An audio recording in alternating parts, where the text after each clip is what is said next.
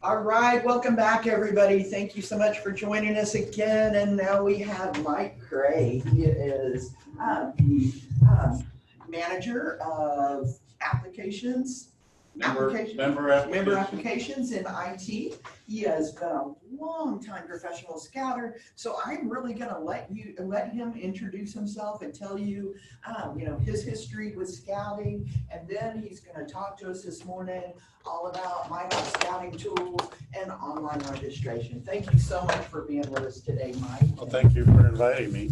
As Sandy said, I've worked for the Boy Scouts for almost 42 years. I was a Scout executive in 3 councils, and then I also was a director of support service and came down to the national organization 5 years ago to support PeopleSoft. So some of you may know me as the PeopleSoft person. I also got volunteered to help with and provided, sorry, I forgot I was on camera. So good. Am I centered? There you are. Yes. So if I stand up, I'm in trouble. If you want to stand up. The Blackbaud rollout. So I did a lot of the Blackbaud training. So if you were part of that, you might have been in some of the sessions I did. And then about 3 months ago, I got asked to become the manager for member applications.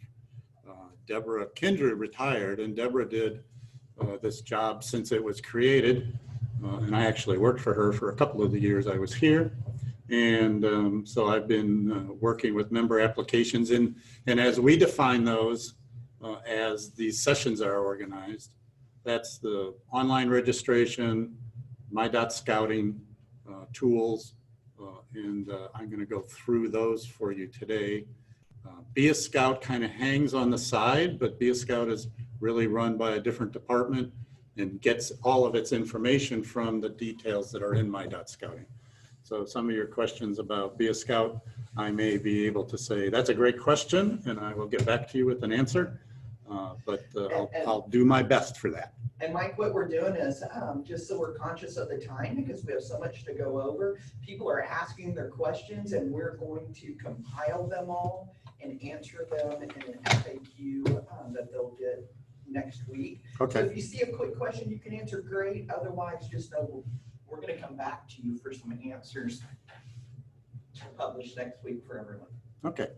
Well, I do want to kind of start off and let you know that my.scouting has been around for about 4 years, and we're in the process of rebuilding my.scouting. And so you may log in and you'll see the word legacy next to something, and that just refers to, that's the original my.scouting.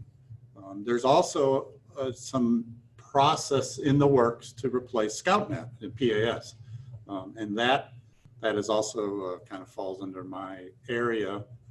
So some of the changes that are being made to my.scouting are being made in anticipation of the day that ScoutNet actually gets turned off. If you put a gun to my head right now, I would tell you it'd be 2 or 3 years before ScoutNet goes away, because it's a very complex system. It was designed just for us. We've modified it for 20 years to do what we need, and to create that again. Everybody keep asking the question, hoping they're going to get an answer, and we keep saying any answer I give you would be a lie. Yeah. So yeah, in 2 to 3 years is just the best guesstimate I have. Ask me next month and it'll be a different answer. Hey, no wine before it's time. It is a great system, and some of us that were around before ScoutNet arrived appreciated what it was and how it's improved over the years. There are some new modules that have been rolled out just in the last 6 months. The PIN manager piece, some of you that were involved with that know that the PIN management was in my BSA, and now it's come back to the org manager. We'll look at all that here in a little bit. Also, the training manager piece has been refreshed and it's new. And so those are kind of the my.scouting rebuilds that are happening and taking us off the legacy piece. I'll also add right now, because I know you just left William with the Scoutbook piece, is Scoutbook and my.scouting really aren't integrated at all. They're kind of 2 different systems. It would be nice if we could take advantage of some of the functionality of Scoutbook for councils and parents to enter data. And the big one that people keep asking about is, I can transfer a youth from a cup pack to a troop in Scout Book. Why doesn't that flow over to My.Scouting and eventually ScoutNet? And we got to find a solution for that. But because they're different software, because they're different developers and different platforms, we haven't figured out that interface yet. So I'm aware that there's a lot of duplication with troops and packs and crews that use Scout Book, because they also have to do some of that in My.Scouting. And there is some data that comes across, you know, address correction, some of that kind of thing, but it's not fully integrated. So I just wanted to kind of lay that out there. If you click the screen with the mouse. Yeah, Okay. there you go. I also want to start off and let you know that this page in scouting.org exists. If you went out and looked at this January 1st, it looked different because most of the information on it was about 2 years old. One of the projects this spring that we are doing is refreshing all of this. As you know, August 4th, the new council fees go into effect.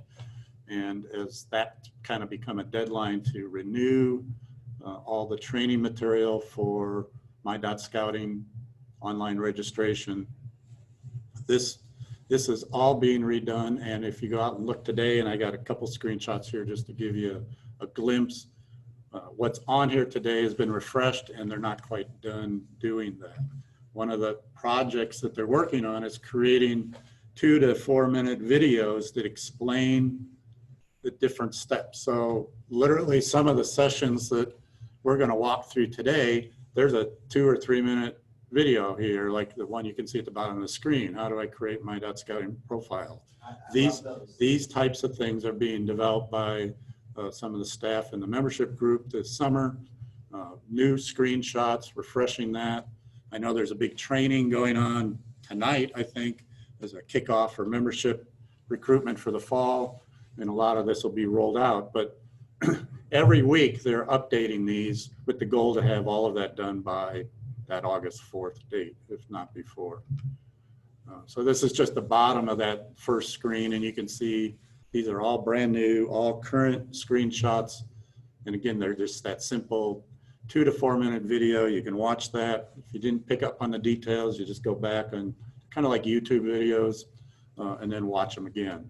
So they've been working with some directors of field service and field directors and some district executives on what are the specifics we need to help support PACs, troops, and crews, and then also support that district and council level usage of the tool. So when you begin with My.Scouting, you have to create an account. And I'll use myself as an example. I created an account because I had to do my youth protection training, and this was where I went to do that. So my username, it doesn't make any sense to how I log into 100% of my other tools that I use for my job every day, because I created it because it needed a specific username and then a password. These passwords are not refreshed every 90 days like we do for our work logins. And again, this system is open not only to employees, but also every volunteer and parent in the organization that wants to be involved. But when you arrive the first time to My.Scouting, it wants you to create an account. I'll also let you know that the first time, or when a parent goes to do online registration, or an adult goes to do online registration for registering somebody, they have to have a My.Scouting account. So if they don't have one, if it's their first exposure, within a couple of links of online registration, they're going to be sent back to this page to create their account. So over on the bottom left hand, you can see the create account button. And then if you already have an account, the login is over on the right side. There's 3 different pieces that are kind of the user's screens that are in the My.Scouting. So I want to kind of cover those. First is my training. So I'm not sure who this person is, but this will show you your status. So when I log in, one of the 3 screens that I can drop down is the My Training. It shows you the status of youth protection training, which is, again, 99% of what people are looking for. But there's also other training that might show up here if you've been through some of the training. And we'll look at the training manager section a little later. But again, this is just the three pieces that relate to the specific user that's created an account and logged in. The most active and busy one is the My Profile. And you can see here it has a recap of all the information, the membership ID, what their name is, the date of birth, all the information we have. This is also a spot where the individual can go and print their membership card. The little icon that's shown on the center left-hand side of the screen is where you can click on that and the user can print out a card. It's going to relate to that active position, the one that's listed right below there. And then you can see if that person is in the system, is fully trained, the trained logo, the little patch logo shows up, or icon. So in this example, you can see we have pretty much the typical information. We don't have employer information or education information for this person. And then the last is just the setup for their particular My.Scouting account. This is where passwords can be changed. This is where the security questions can be changed. So if somebody is asking, well, how do I change my password? I can never remember my password. I have to keep resetting it. I'd like to set it for one that I can remember. They can go to their My Account piece. And these are all found on this screen. You can see the little icon in the upper right-hand corner of the screenshot. If they click that little drop-down arrow, that's where these three different screens are found. The next important piece that is a stumbling block for most of our users that have stumbling blocks is managing their member ID. This comes into play if I am registered as a assistant cub master in my son's pack, and then I also am a commissioner, or I'm on a board, the executive board, or some other registration spot, I have multiple registrations. And depending on the role that I have, depends on what functions I have access to in My.Scouting. So if I log in, I create my account, I'm using the membership ID that is my assistant cub master role, I'm not going to see all the commissioner tools that I would see because I'm also the district commissioner or council commissioner. So there's a way of managing those membership IDs to allow you to see what you have access to. And let me stop and just explain that the access in My.Scouting is all based on the structure or the organization.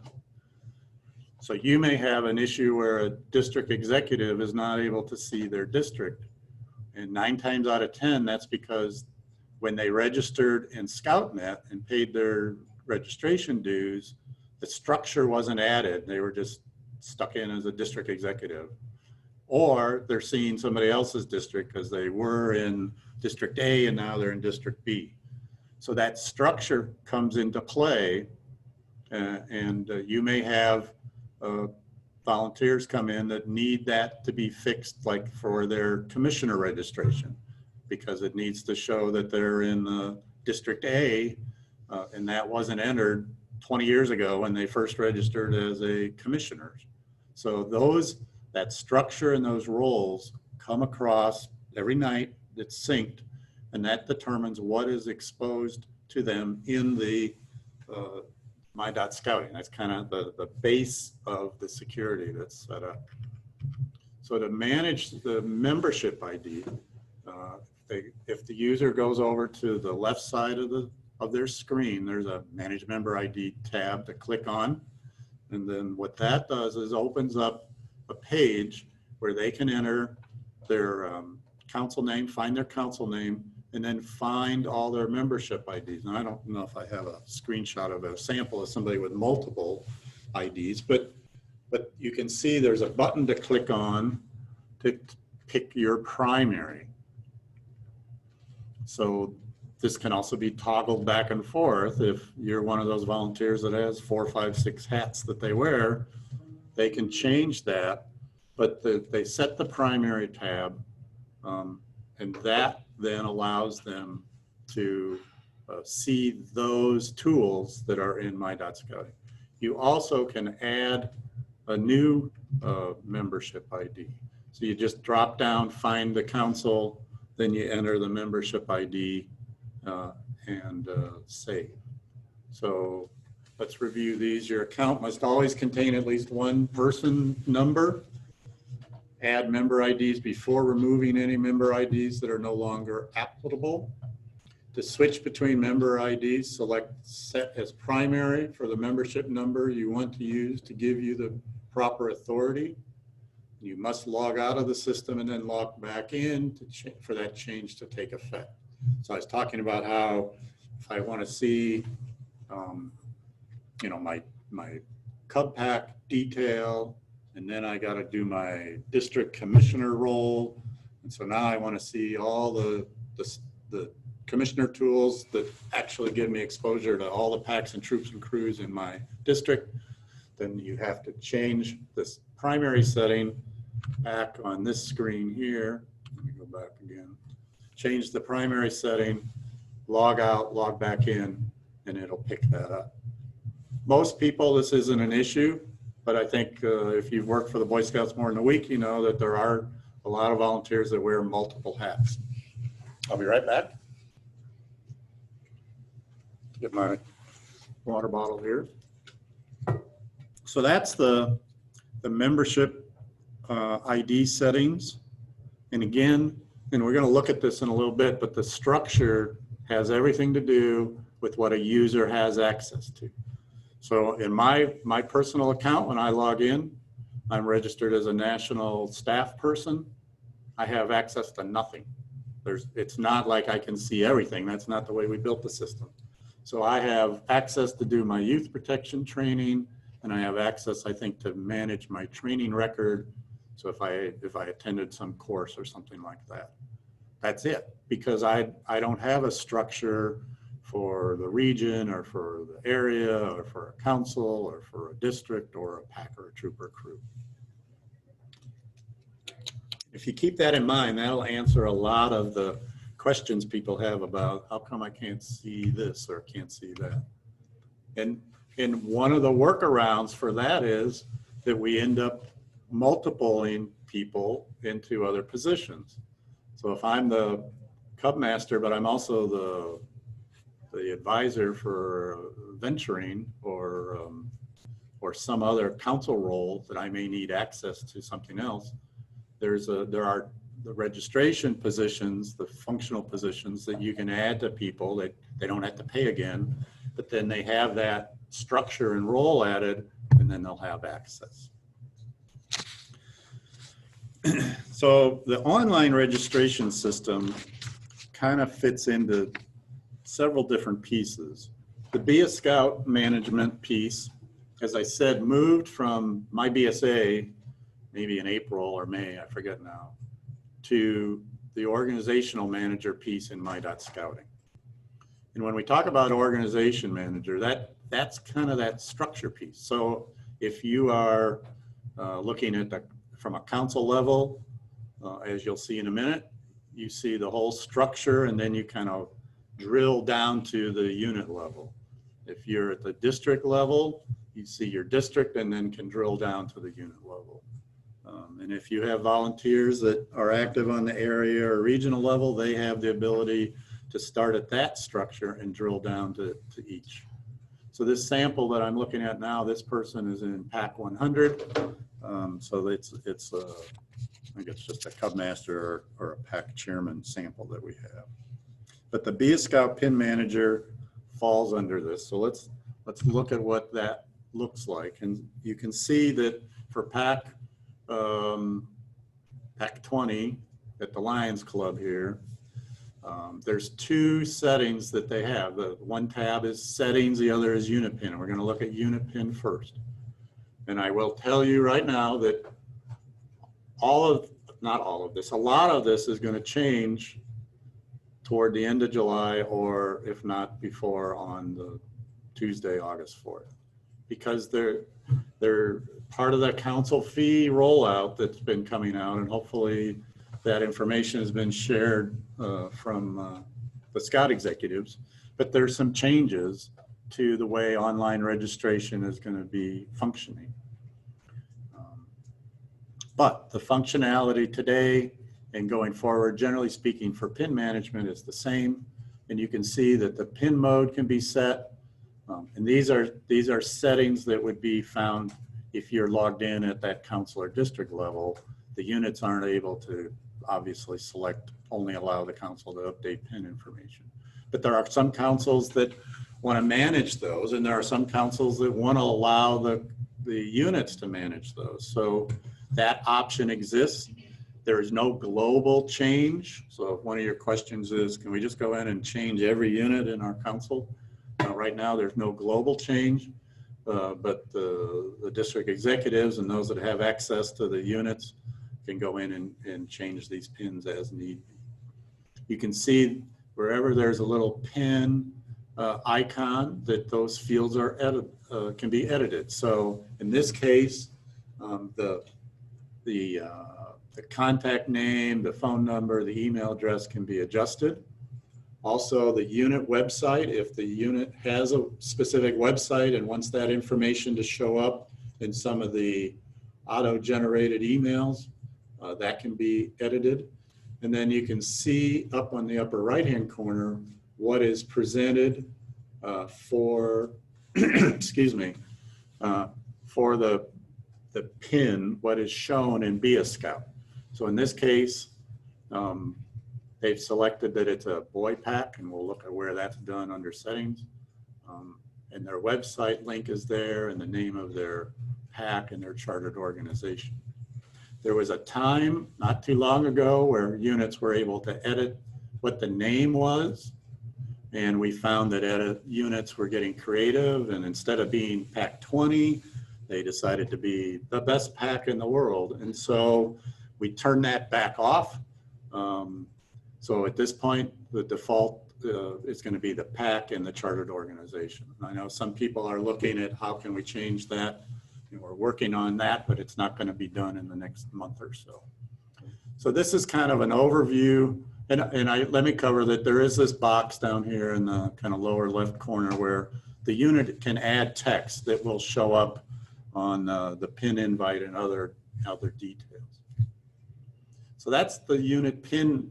And this is pretty much what was in the My BSA PIN manager section. Well, we moved down quicker than I wanted to. I guess we'll get back to settings here. So we're going to look at invitations also. So keep in mind that there's two different pieces of data that come in from Be a Scout. One is leads. And this gets a little confusing, and maybe in the next 6 months or so, we'll change some of the verbiage, because you can see we're in membership manager and we're talking about invitation, and we got an invitation manager site and all that kind of stuff. So it's somewhat of a work in progress, but there are leads. So we're going to talk about leads here. That's pretty much a contact from Be a Scout or from the UR link that you put on, that a unit's put on a publication or council's put out, or the vanity URL or the mini URL link that takes somebody specifically to a specific pack or troop. So we're now looking at the council level. You can see up at the top what structure we're in, and the tab select organizational level allows the user at this level to drill down to the sub-district or district or service area or unit level. But this gives a dashboard view of leads in the last 7 days, open leads. And again, leads are not registration. Leads are just prospects. But there's the whole system, very similar to managing online registration, which we'll look at, that goes through the whole process of managing leads that can then be turned over and become online registration. You can also see that there's a spot here for the user to add new leads. So let's say an example would be we did a roundup last night and I had 15 people sign in. Nobody filled out an application, but I want to manage those 15 people. I can come in here, I can add them as new leads. They become a prospect that I can manage for new registration. I can send them a link to go to the online registration piece, and I can track that through my dashboard for invitations. So that's probably a good example of how that would be used. So that's leads, but then we also, well, here's the bottom part of that, just to show you that if I clicked on, I'm gonna come back, sorry about that. If I clicked on my 7 new leads that I have in the last 30 days, if I clicked on that view box, then I get this information. And you can, again, remember, this is at the council level, so they're not just all the same unit. So in this example, you can see that the I think it's the L112 is the district name. So then the troop or the pack, whatever's showing here. And then you can click on their names and it'll take you to more information, which we'll look at the sample of that. So this is that first person, Jessica, who is a lead for troop 9419. And you can see the information you have, and then you have functionality down at the bottom. You can reassign. Reassign allows you to move the person from that troop to another unit. You can close the lead because the parents called you and said, quit sending me information. You can also send application, and that just points them to the online registration. So this data is available for every one of our leads. And you can see that we can track new leads, open leads. And in this case, this sample, we have a bunch of pending reassignments because we put a bunch of data in there and they all timed out since last fall. So that's how those numbers are so big there. So I guess what you need to know if you're helping either your staff or volunteers with this, that you can drill down to this level with all the information. And also there is the option to keep notes. If you're a really organized person, you can put down, emailed Jessica's parents on 7/8, and then add a note that would say Jessica's parents called and said, send us the costs. And so then you can just keep track of all that correspondence. Yeah, that's a great app feature. I love that. But then the send application at the bottom right hand is another option that allows you to then push this to the next step, which is kind of the ultimate step. There's also the ability to manage these leads with emails and send invitation status information. So again, this is just part of the details that are available in there. I think covered that. You have the ability to do a new lead. We talked about that. And this now is just a snapshot of an actual pack lead, the invitation manager piece. So you can see the difference really between the council and the pack, but all that functionality is the same. It's just this example, there's no new sample leads there. So this would be the adding a new lead page. So if you click on that new lead piece, then this drops down and it gives you this ability to share that information. And then down at the bottom, you can see send application, save and add another. And you have 3 lead sources to put that in. I think the most typical one is going to be the sign-in sheet at a joining night, school night, whatever you want to call it. But as you know, the phone rings at the council office. Somebody's moved into town. They want to join a pack or troop or whatever, and this would be a way of managing that.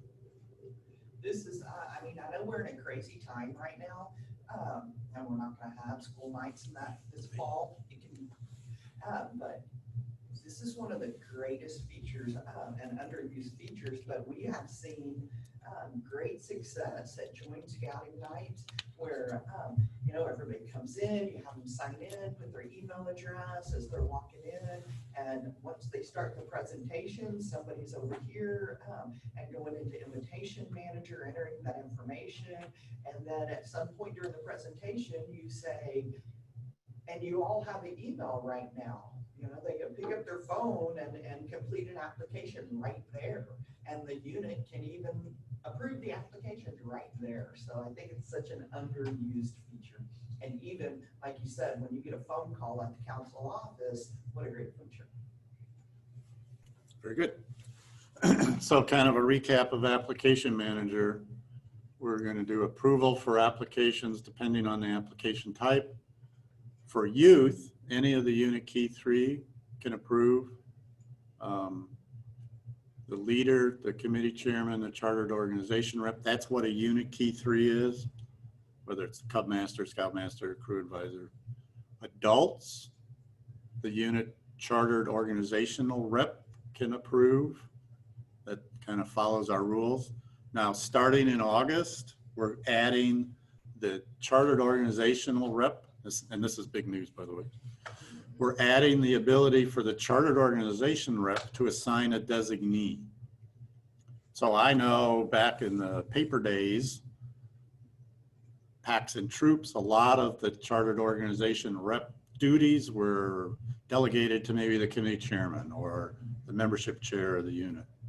But the unit, the chartered organization knew that, you know, you don't need to come in to see me every week to get this stuff signed.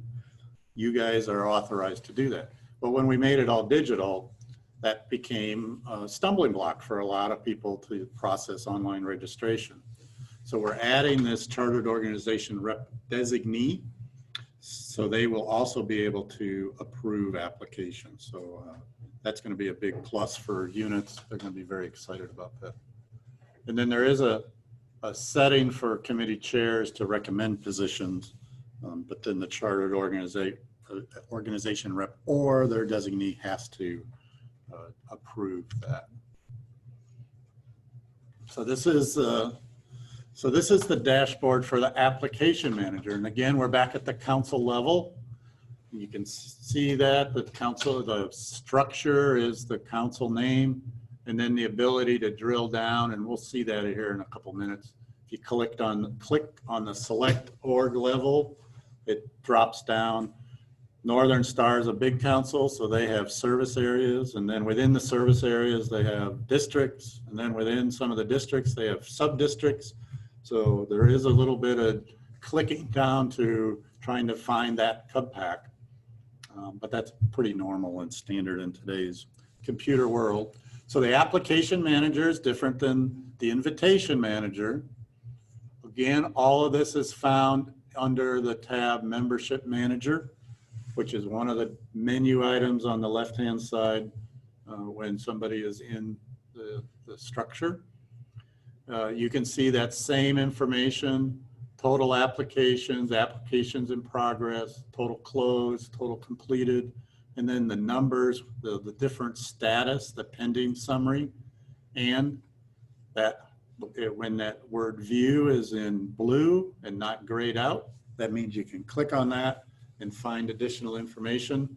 There's also just a little dashboard to give you an idea of the status of where these are. So in this sample, you can see that the vast majority of our applications are in that 26 to 60 days status. Another big change that's coming out with August 4th is when an application gets to 60 days, an automatic refund is going to be done.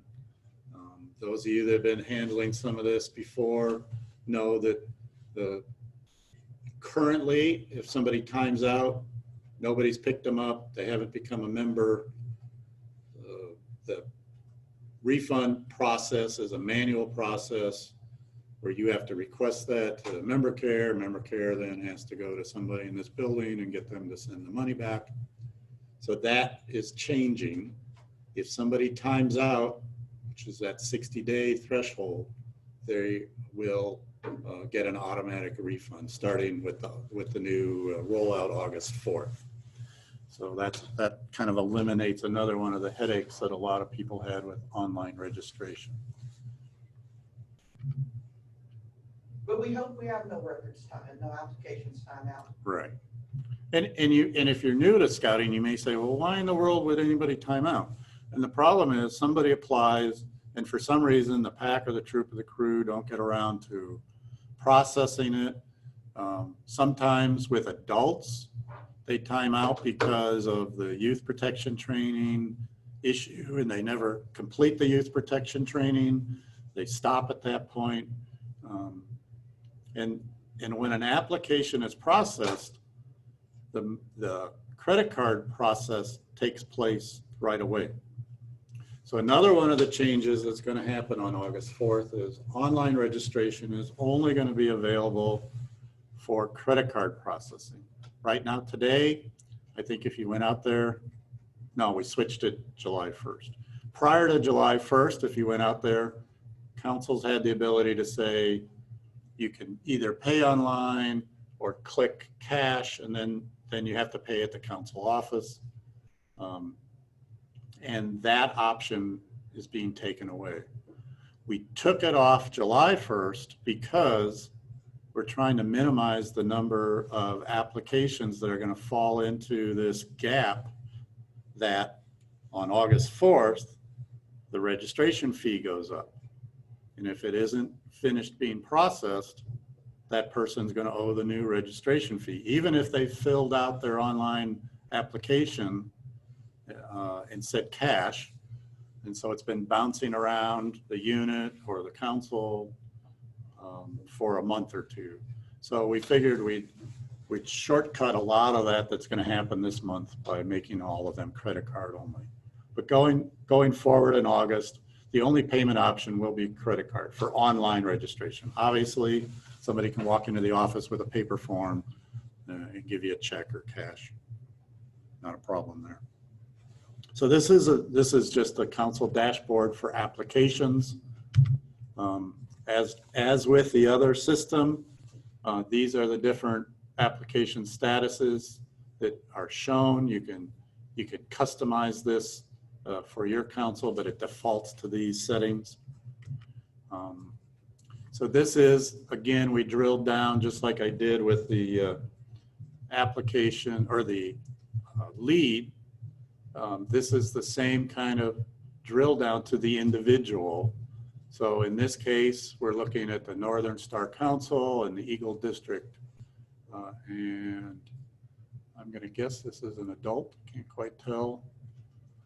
But you can see the status. So there's a series of, at the bottom of that page for reviewing applications, and you can see what the status is. So this status is pending payment. So this is a good example of one of those issues we're going to eliminate come August 4th.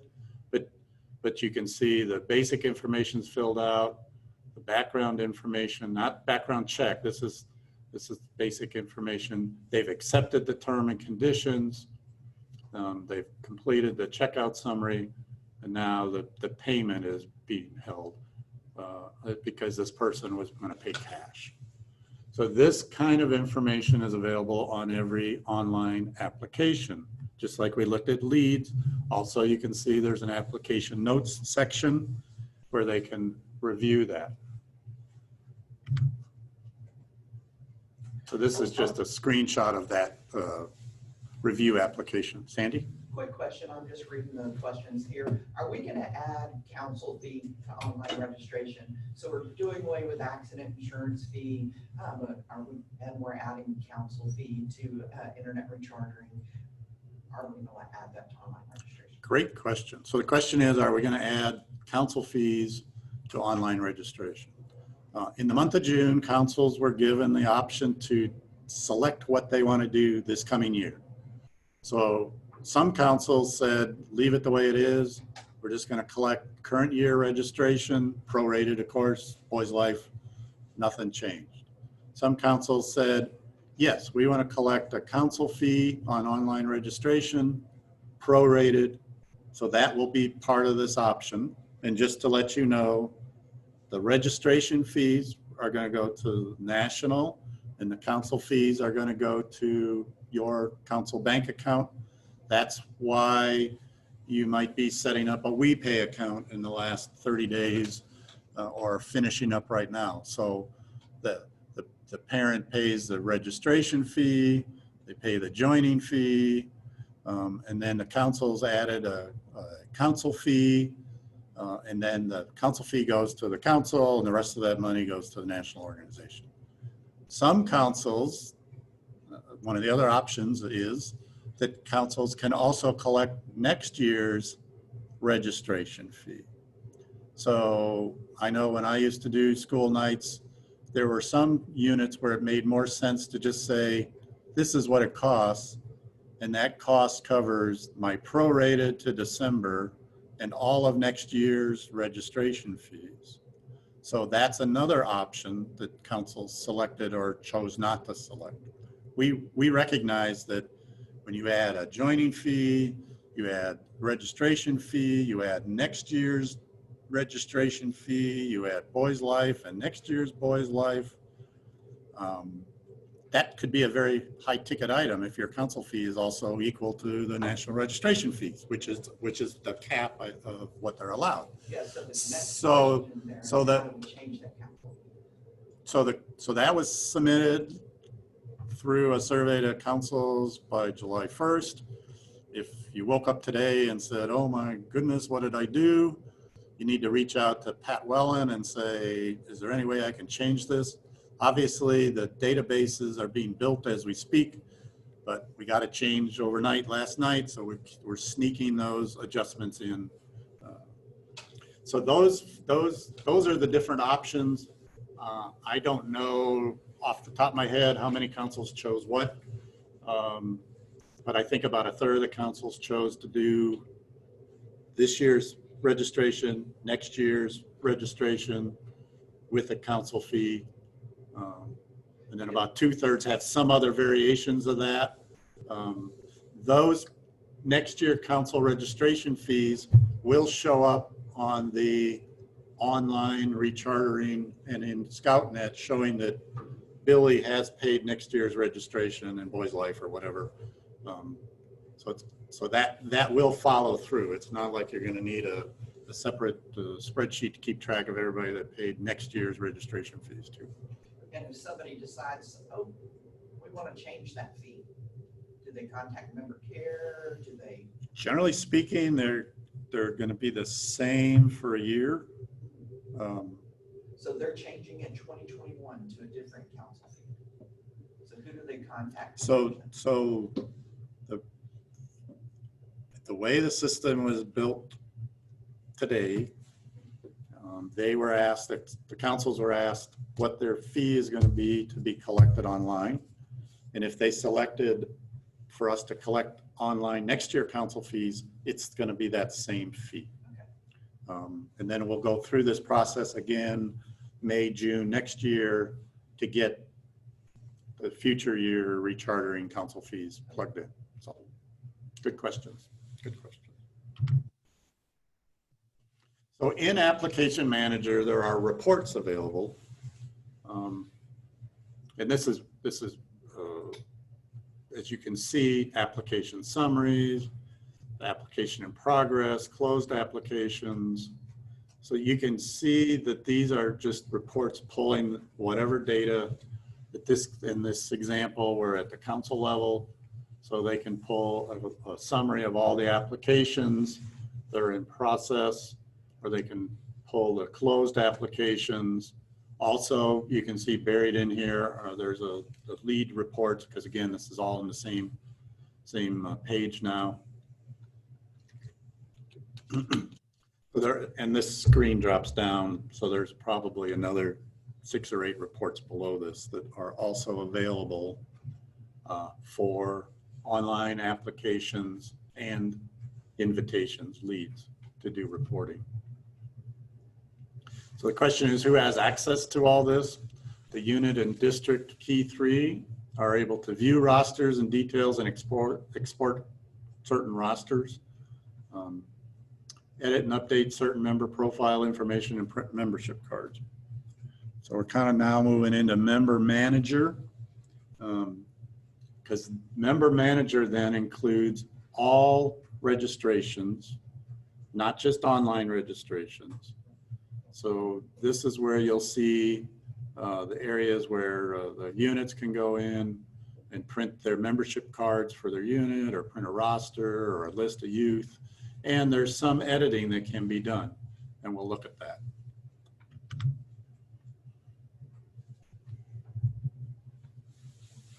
So this is a member manager for a council.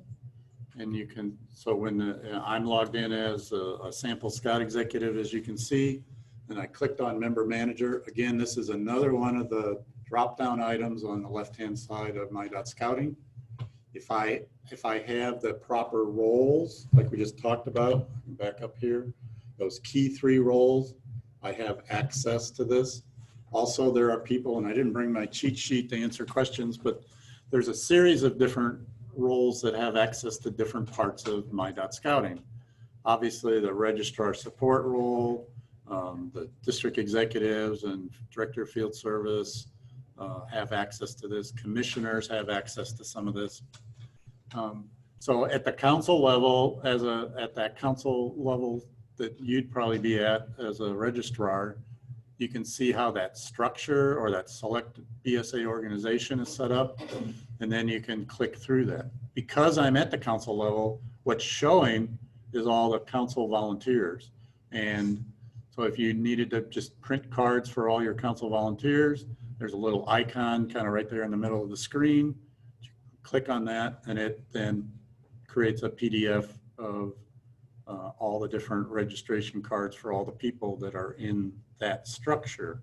When you drill down to the district level and then to the unit level, it's who fits into that organization roster side, the 2/3 on the right-hand side, is who you get results for. You can also see a little Eagle Scout badge there. We created the ability for the inaugural class members to get a special time extension for processing Eagle Scouts. And so there's a report available to get the Eagle extensions. And then starting in March, we added the ability for Eagle Scouts and Summit and Quartermaster Award members working on those awards to get an extension. And this is the report that would show you who has the extensions, who's been approved. The COVID Eagle approval and the Summit and the Quartermaster are all done at the council level in the edit mode, and I'll show you kind of where that is. But you can get this report, and again, the troop can run this report at the troop level if they have any. District can run it, the council can run it, but it lists everybody that has an extension. There's a code on the report that indicates whether it's an inaugural class or a COVID Eagle or a COVID Summit or a COVID Quartermaster, and then the expiration date. Also, I think it was released earlier this week that everybody that got a COVID extension before June 30th is getting an extra 3 months added to that extension, because so many, well, obviously in March we didn't know where this was going, so they came up with a 3-month number, and now the advancement committee, the National Advancement Committee, has approved just a blanket. Everybody gets an extra 3 months that has an extension through June 30th. They're going to reevaluate that in September, I believe, is what I was told. So if and when any changes come out of that, we'll let you know. So the inaugural class, those were all entered by the end of the year. The COVID extensions are being entered at the council level. And then if you have any issues with that, obviously contact member care and we'll work with you to get that sorted out. So this is the member manager main screen. Again, depending on your role and your structure in your ScoutNet registration, determines what you see. So in this case, I'm the Scout Executive, I see the whole structure. Those are service areas. You drill down through the service areas to the districts and to the councils. So here's the sample of that same page when we click down to a pack. So this is a pack, and you can see at this point, they can bring up rosters for everybody or for youth or adult. And those tabs are also how you access the records. So let's see what the next screen looks like. So here you can see that I clicked on all. So you can see that I'm in the pack, and then I've clicked on all, and now the youth and adults are all listed here. I have that functionality I talked about, the print membership cards. I can print a youth age membership report here, but there's also reporting options in addition over on the right-hand side we'll look at here in a minute. But I did want you to see what kind of information just shows up just at this level. And I've obviously blocked out the names, but you can see by the position whether they're youth or they're adult. Here, this assistant den leader is fully trained, so that icon shows up again. And if you want to edit or review any of these records, you click on that. Let's see if my next screenshot shows that. All right, I'm going to tell you that this is where you do the edit profile and do exporting of reports. But you need to click on one of the lines. So in this box, let's say I want to look at this top youth. I have to click on that box. A little check mark will appear. And then that opens up this page. So let's say, so obviously my sample is I clicked on the assistant den leader. So now I have the assistant den leader's information, and you can see there's more than fits the screen. There's a little bar to grab to scroll down. And if I want to make any edits, I got to click this little edit icon, which again has the little pen.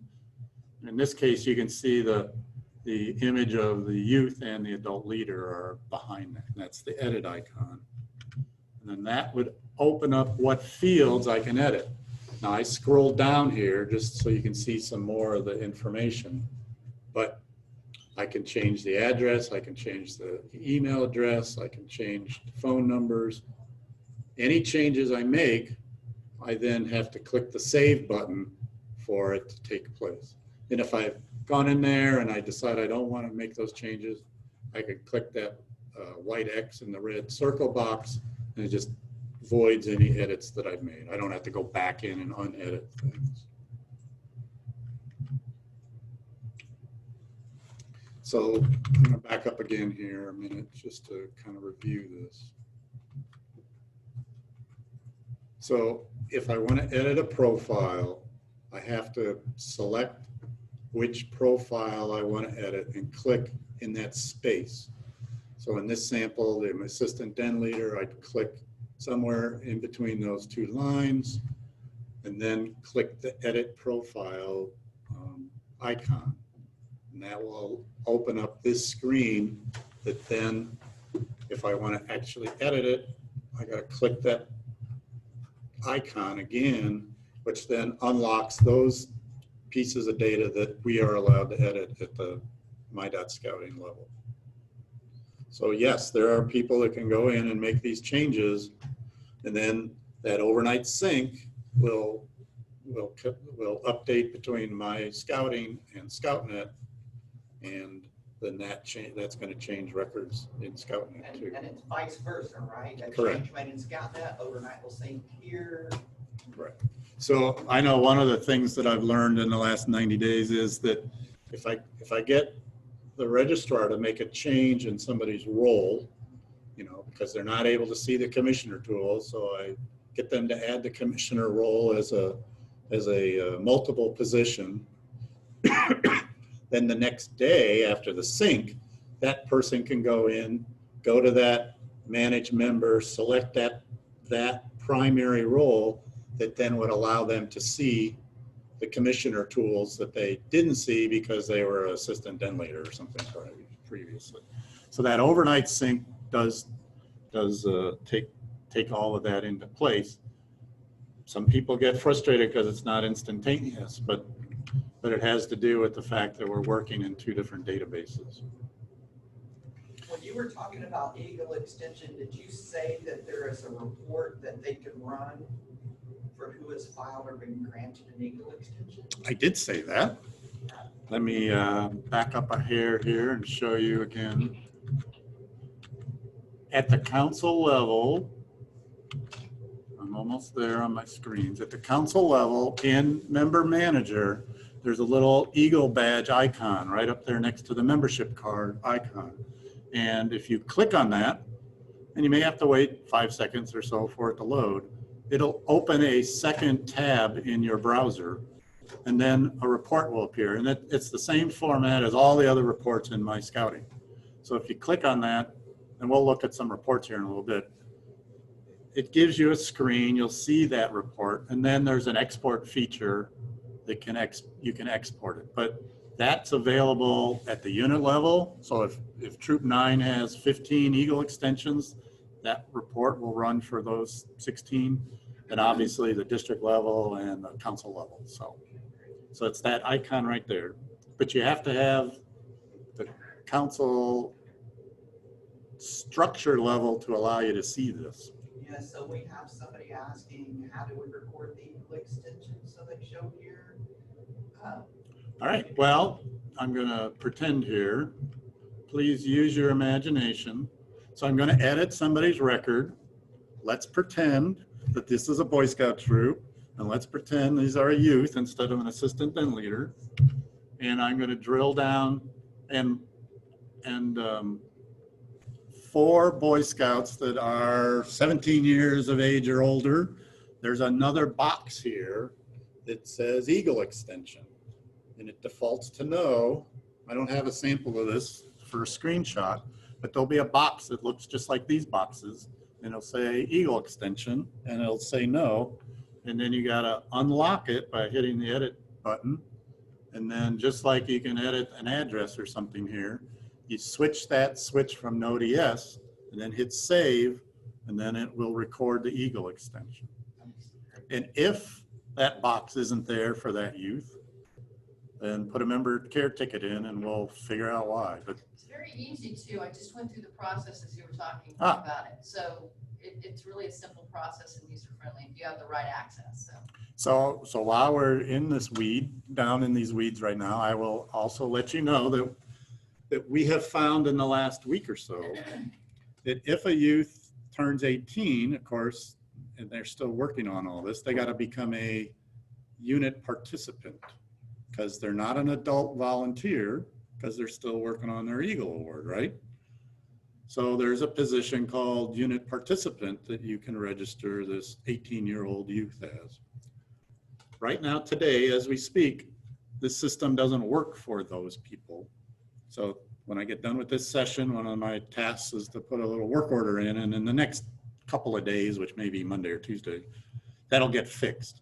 So in the meantime, if it's got to get done, put in a ticket to member care, and we'll have a programmer go in and make that change. But we've found that this, as this whole Eagle Extension thing has evolved, the problem is obviously I'm now 18 years old in 2 months, and I'm still working on my Eagle project and finishing up another merit badge.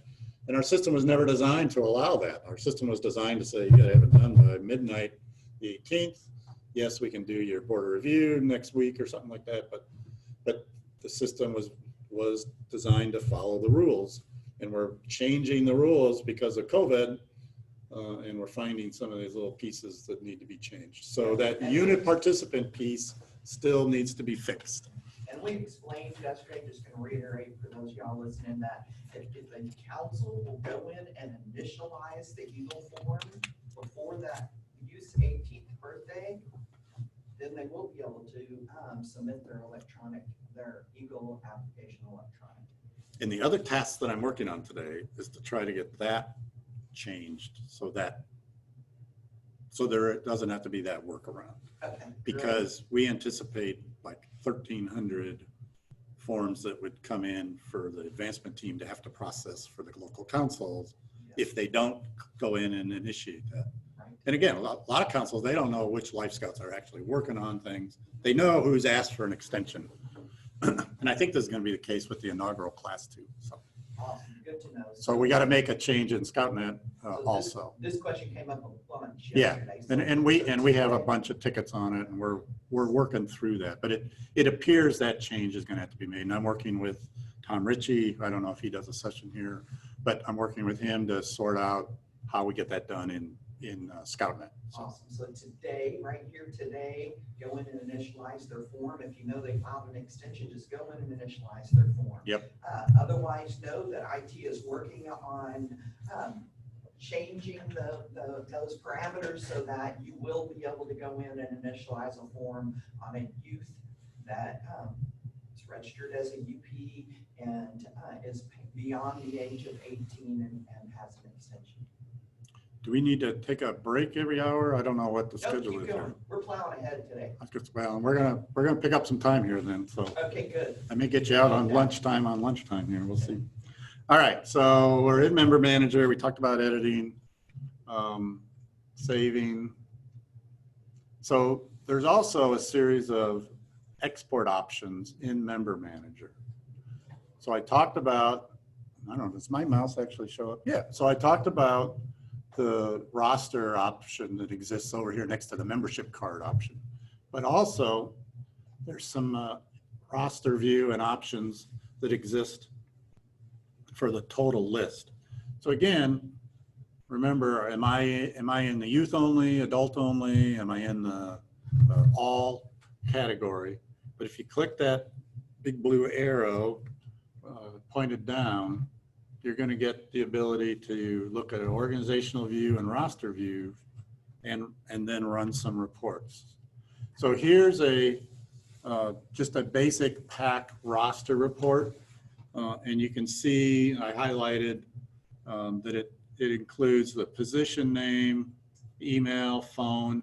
So what we know is units need the ability to get a list, to make phone calls because we got to cancel a meeting or we're changing a location or whatever is happening. And this is a quick way to do that. This is our generic report form look that you'll see on all the reports that come out of my.scouting. There's different options for export. In this case, it just exports the CSV file. But I wanted to show you that this is a good overview report at the PAC level. So just to recap, those kinds of reports exist. And again, is it an organization view? Is it a roster view? Is it youth only? Is it adults only? Is it youth and adults? But you have the ability, and the PAC has the ability or unit has the ability to do this right there on their screen. So now we're going to bounce back to Organization Manager. And if you remember, we started there when we were talking about unit pins, but we also have other options and settings. And just to let you know, and let's see, we're looking at a troop here. So you can see who the key 3 for the unit are.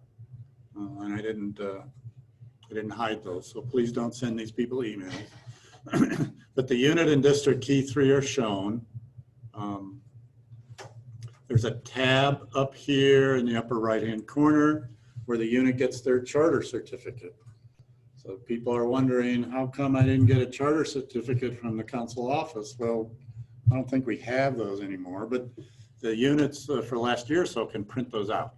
So if they click on that little tab up here in the upper right-hand corner, they can export and print their own charter certificate if they want to do that to present, hang in their council or in their unit meeting place, things like that. Timely, that was the question that just came through. Ah, very good. They can also maintain the organizational details as far as their social media contacts and websites, and if a unit is a scouting, family scouting, or girl only or boy only kind of thing. So here you can see in the middle, we put this little warning up about a month ago. Be aware, as of July 1st, only applications can be paid by credit card or debit card. Just in case the question comes up, debit cards are processed as credit cards. So if it's a pure, true debit card, and I don't know if there are many of those left, there's no option to put a PIN number in. So those would be processed as credit cards. And then you can see that there is an option for where these approvals go or to be reviewed. So the charter organizational rep approved required, the committee chair and charter organizational rep approved required. I believe there are some councils that had asked us to offer the ability for 2 adults to approve an adult application. Keep in mind that the charter organizational rep is the one that matters ultimately to process to the national organization.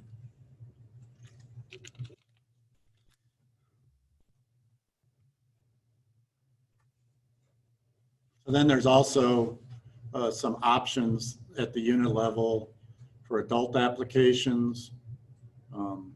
Some units I don't think allow adult applications to be processed online.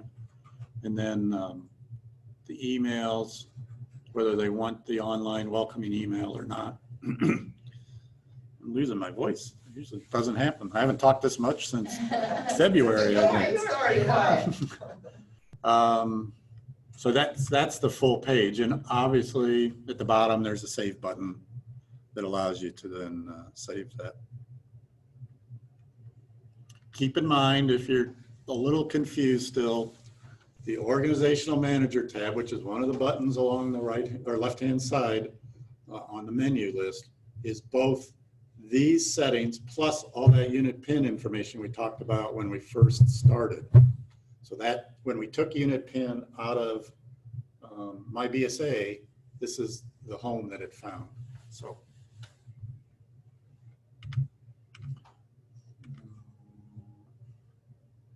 I think we covered this. In organizational manager settings, users are able to modify who's able to approve adult applications, create custom emails, and the units sent to applicants. So we talked about that.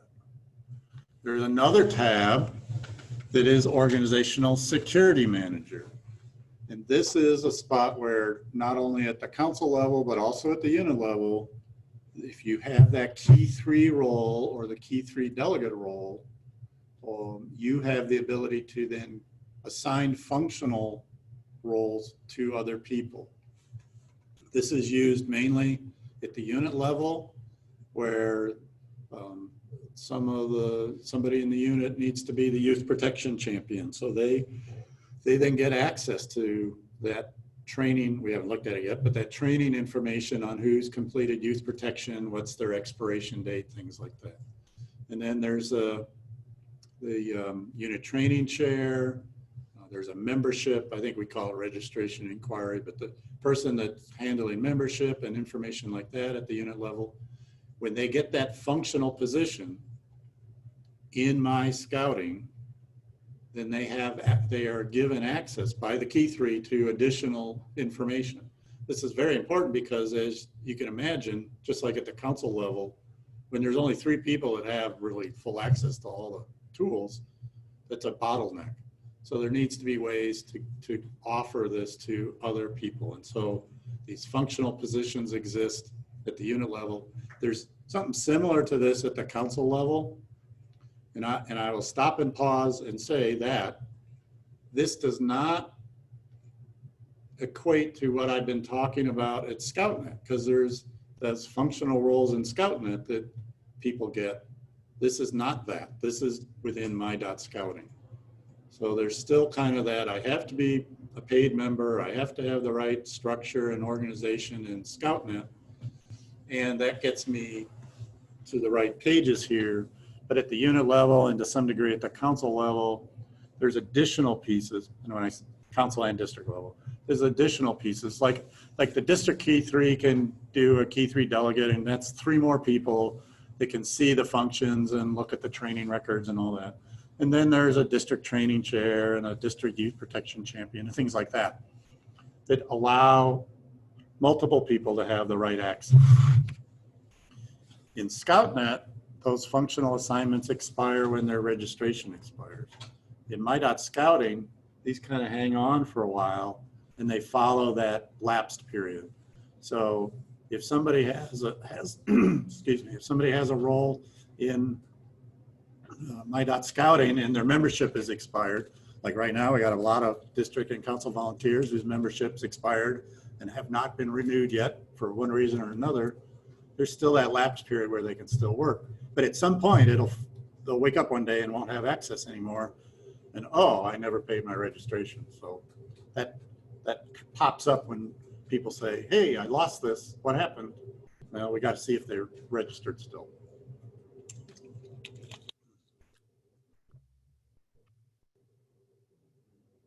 Now we're going to move on to Training Manager, and this is yet another one of the modules that's changed in the last 3 years. This update was pushed, I think, in February, March, April timeframe. So the Key 3 plus the Key 3 delegates have the ability to view the dashboard status of trained leaders and youth protection training. We'll look at that in a second. Add adult training information for individuals. This is important, and I think a lot of you might be doing this at the council level to maintain training records for individuals, but keep in mind that this can be done at the district level also. And search and view members' training history and youth protection status. And then there's the ability to print some training certificates, trained leaders reports, and youth protection aging report. So the Training Manager is another dashboard, and you can see, again, we're at the council level. So the council status up at the top, and that select org level button is over on the right-hand side. And there's different tabs on the left-hand side. The dashboard is the page we're looking at. There's the add and search that we'll look at in a minute, and the reports that we'll look at. We're going to look at reporting first. Let me back up and say also that these graphs, this dashboard is interactive. So if you hover your mouse over the pie, it'll give you information. And like on this, looking at the trained leaders, not trained, the 54.92%. If you click on not trained, it'll open a list of who's not trained. And so there's also then a report option right here on the dashboard. And the same is true with youth protection. So you can quickly get a list of who's not trained. And in this case, you can see everybody's trained. We just happen to have 9.62% that have expired. So you can get that list. And probably a lot of those expired on the first of the month kind of thing. So there is data available straight from this page without going to reports and without drilling down. So we're going to look at reports. So this is a sample of that select org level. So back here, if I click on the select org level, because I'm at the council level, then I get this option here. And I clicked on the service area blue SR11, and that then opened up all the districts that are in that service area. If you don't have service areas in your council, it just starts with districts. And then, so District J110, I clicked on that, and then it opens the list of the 69 active units. And you can see there's some information. I can tell if it's a boy or a girl pack, and then I can tell if it's a pack or a troop. And if I scroll down, there's packs, troops, and crews shown here. So that's how that works, and that's true in all the places I've shown you that select org level option. So I'm backing up here to show you that the the graph is interactive. So in this case, I'm at a pack level, and you can see that they have 8 leaders, 1 is trained and 7 are not. And then I can get data off of that. So this, I got a report of the 1 trained leader in this pack. And so this is, again, you can see that same reporting format. In this case, you have a lot more export options. Those are listed up at the top. It tells you that it's a summary report, and you can do a summary by position. In this case, there's only 1 person. You can do a CSV detail, a CSV minimum, which just means it's not as long a chain of information, or summary, and then there's a PDF option if you want that. Just if you want to play around with any of these reports, you can see like under full name, there's a plus and a minus. If you had 25 names here, you can toggle back and forth with those to redo the order. If you wanted to just look at everybody that's a boy, you could toggle back and forth and get all the B's and G's. And if you've ever used a pivot table in Excel, it's kind of like a built-in pivot table option. So you select units. Let's say you had a list here of 100 people. You select units and you hit the little triangles up and down. It'll then switch over and give you like a pivot table listing of just of all the units and a number next to it. And then you can click on that and just get that data. Not to print reports, but just to view. And then obviously the arrows up and down will change the order. This isn't a great example because there's only 1 here, but I run that Eagle report and there's 2,400 people that have Eagle extensions, and I can sort and quickly look at it and see what statuses that we're at. So those kinds of options exist in reports. So under that list on the left-hand side was reports. So here you can see some of the reports: trained leader report, the youth report, and I'm not sure what youth training. I think we track NYLT. I'm not exactly 100% sure up on my youth training, what we track reports, but whatever's in there would show here. Youth protection training aging report, very valuable for your youth protection champion, trying to determine where you're at and who's kind of fallen off because they haven't renewed their youth protection training again. And then the whole council member report. So those are the stock options at the council level for reports. I like what you just said, and I want registrars to key in what you just said. So your district training committee, your district training chairs, your council training chair, they all have these tools. So we're putting tools in the hands of people that need them. So this is a place for them to also go in and enter training, to get their training reports. Whenever there's classroom training, what a great way for them to hold their classroom trainings. There's always somebody there signing everything in. When they go off to their courses, they sit here, they update the training. When they click to update it, overnight it updates in ScoutNet. They print a report to get the report to the council. They can print the certificates. When they come out of the class, hand them their certificates, you're done, everything's updated. Sorry, that was my little commercial. No, that's fine. And just you know, as an old Scout executive, if we empower the district executive to empower their volunteers, that's less phone calls that you, the registrar, are going to get. That's right. So they want it. These volunteers want this. And they can do this at 11:30 at night while they're sitting there, so, which is great stuff. So this is a sample at the unit level. So now I'm going to show you that kind of that same thing at the pack level. So just to make sure you realize that when you're telling somebody, oh yeah, you have these reports too. So here at the pack level, there's a not trained report, trained leader report, and the youth report. Not sure if there'd be anything on that. It might be a way of getting a roster now that I think about that. So you might have somebody play with that just to see what results you get. And then the youth protection aging and the youth protection expired, never taken report. So this is at the unit level. And again, all these council, district, unit. so that they have the ability to get their information also. And as I showed you a minute or so ago here, sorry, back up.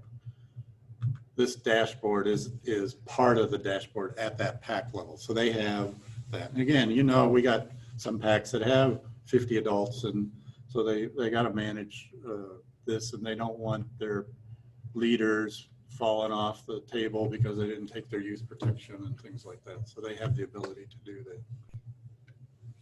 So this is an example of a trained leader status for that PAC. So this is that other part of the pie chart. I showed you the one person that was trained. This is the untrained list. And again, you can see how much of the data is there. So this is I slid the screen over to the end so you can just get a sense for how much information is there. Again, this is a list of everybody in PAC 20 that is not trained. So you can see the status in their position, what's completed and not completed to get the fully trained status changed. So as you remember, there was one person that actually has all the training, but the vast majority of their volunteers does not. Yeah, that's kind of nice that at the end of it, it shows what percentage they're trained and what they have left. So 31 modules out of 32, so forth. So yeah, and I know that people struggle with the online the learning modules and keeping track of all these sessions that I have to go through. The learning, I think it's called Learning Plan in the on the online learning system.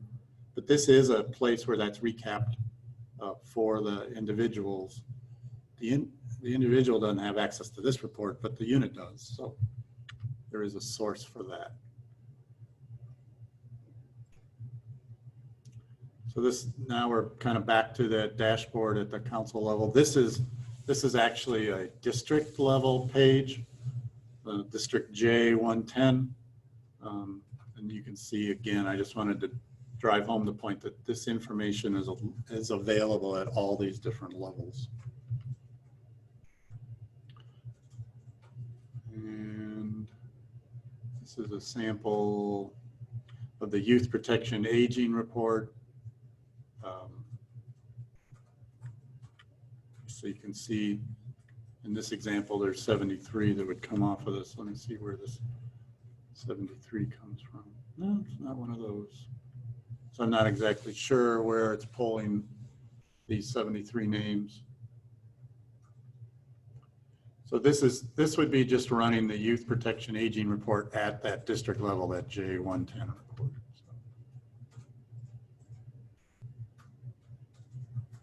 This is just showing you a sample of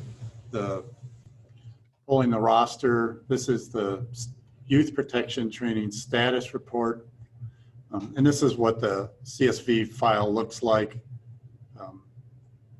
If those of you that want to do some sorting and such, you just delete rows 1 through 8, and then you can do all the normal sorting like you do in Excel. But this gives you that expiration date, youth protection expiration date, completion date, which courses they've taken, all that information, their membership ID. I didn't expand the columns, obviously, but their names and email addresses, all that information is shown. So this may be that maybe one of the most important reports that people would use to do their youth protection trainings follow-up. So this report is at the district level. So this district, Skyline District in the Sam Houston Council is where I pulled this from.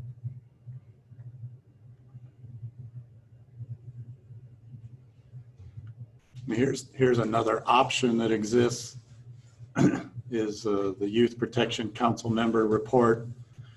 This one, again, you can export it as a PDF to share or as a CSV file if you need to do some data sorting, but you can see who it is, what their status is, when they're effective through, and This is just the one we're looking at here. Out of these 21 that were selected, you can see that one of them is expiring in September, one's expiring in December. So there could be value for this to be a roundtable topic, things like that. So the third option that exists in your training manager page, we looked at dashboards and we looked at reports, but the other option is to add and search and add training. And again, this is available at all the different levels. So here I'm in at the council level, and I want to add training, so I can start and go to that and I can select the training. So this option is good if I just ran a blue training course, and so I'm going to need to then edit a bunch of people's records that attended that course. So once I say my course was held on the 6th of July, I can then go in and enter first name, last name, membership ID. So if this is a function that you're doing in ScoutNet now, keep in mind that this can be worked down to the district level. In this case, I'm at the PAC level. So I am in as one of my PAC Key 3 members, and I am adding training that somebody took in my PAC. And so if that's the case, I have access to the first name, last name, membership ID. I think if you enter the membership ID, the rest of it will populate right away. And I know most people don't know what their membership ID is, but all our reports have that on it. So that way it comes in. So we have the ability at the unit level, let me go back, the unit level, the district level, the council level to enter training results through this method, through the new training manager pages. I'm just going to give you all a heads up that I'm almost done with my slide presentation. So I'm not sure we'd go to Q&A at that point, or what. I'll take a few questions. I'm not done, but I'm almost done. Yeah. So I wanted to give you a heads up. So the last piece I want to talk about is the mobile app. Almost everything I showed you is available not just on the web, but also in the mobile app, the My.Scouting tools. So that mobile app is available for free on iPhone and Android. And they can find those in the App Store and the Google Play Store. And this is just a couple screenshots. These are actually a little old. The landing page has changed a bit. Not too much though, it's still a landing page. But you can see it has basic information. So this is now, I'm in as myself, whatever my member ID is. It tells me what my youth protection status is. And then if I have access to anything, those buttons appear. So I have access, whoever I'm in sample here, is to training and the org roster, membership manager. And then we can click over to org roster, and you can see that I have the ability to search through and show me. At this point, you can see what this person is in this district, District 5, in this council, and then they have the ability to see a lot of the different information on the units. So here we've drilled down to the Cub Scouting, and you can see that I have over on the far left side, I have the ability to, just like on the web, I can see what the PAC is, whether it's a boy or a girl PAC, what the PAC number is, who the chartered organization is.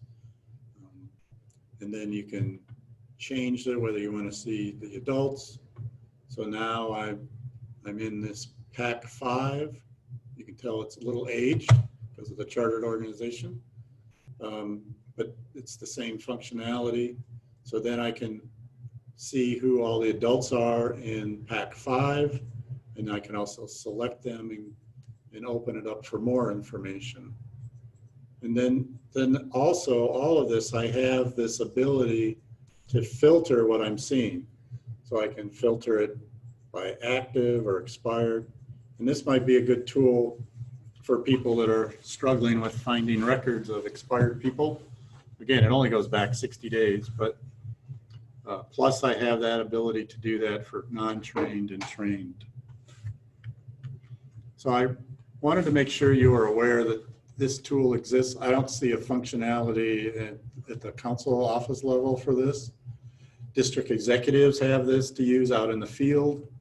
There's also some extra tools as district executives. There's a find chartered organization option where they can literally, based on Google Maps and such, click a button and it'll show you all the churches and schools and community organizations in the area, whether they charter a unit or not.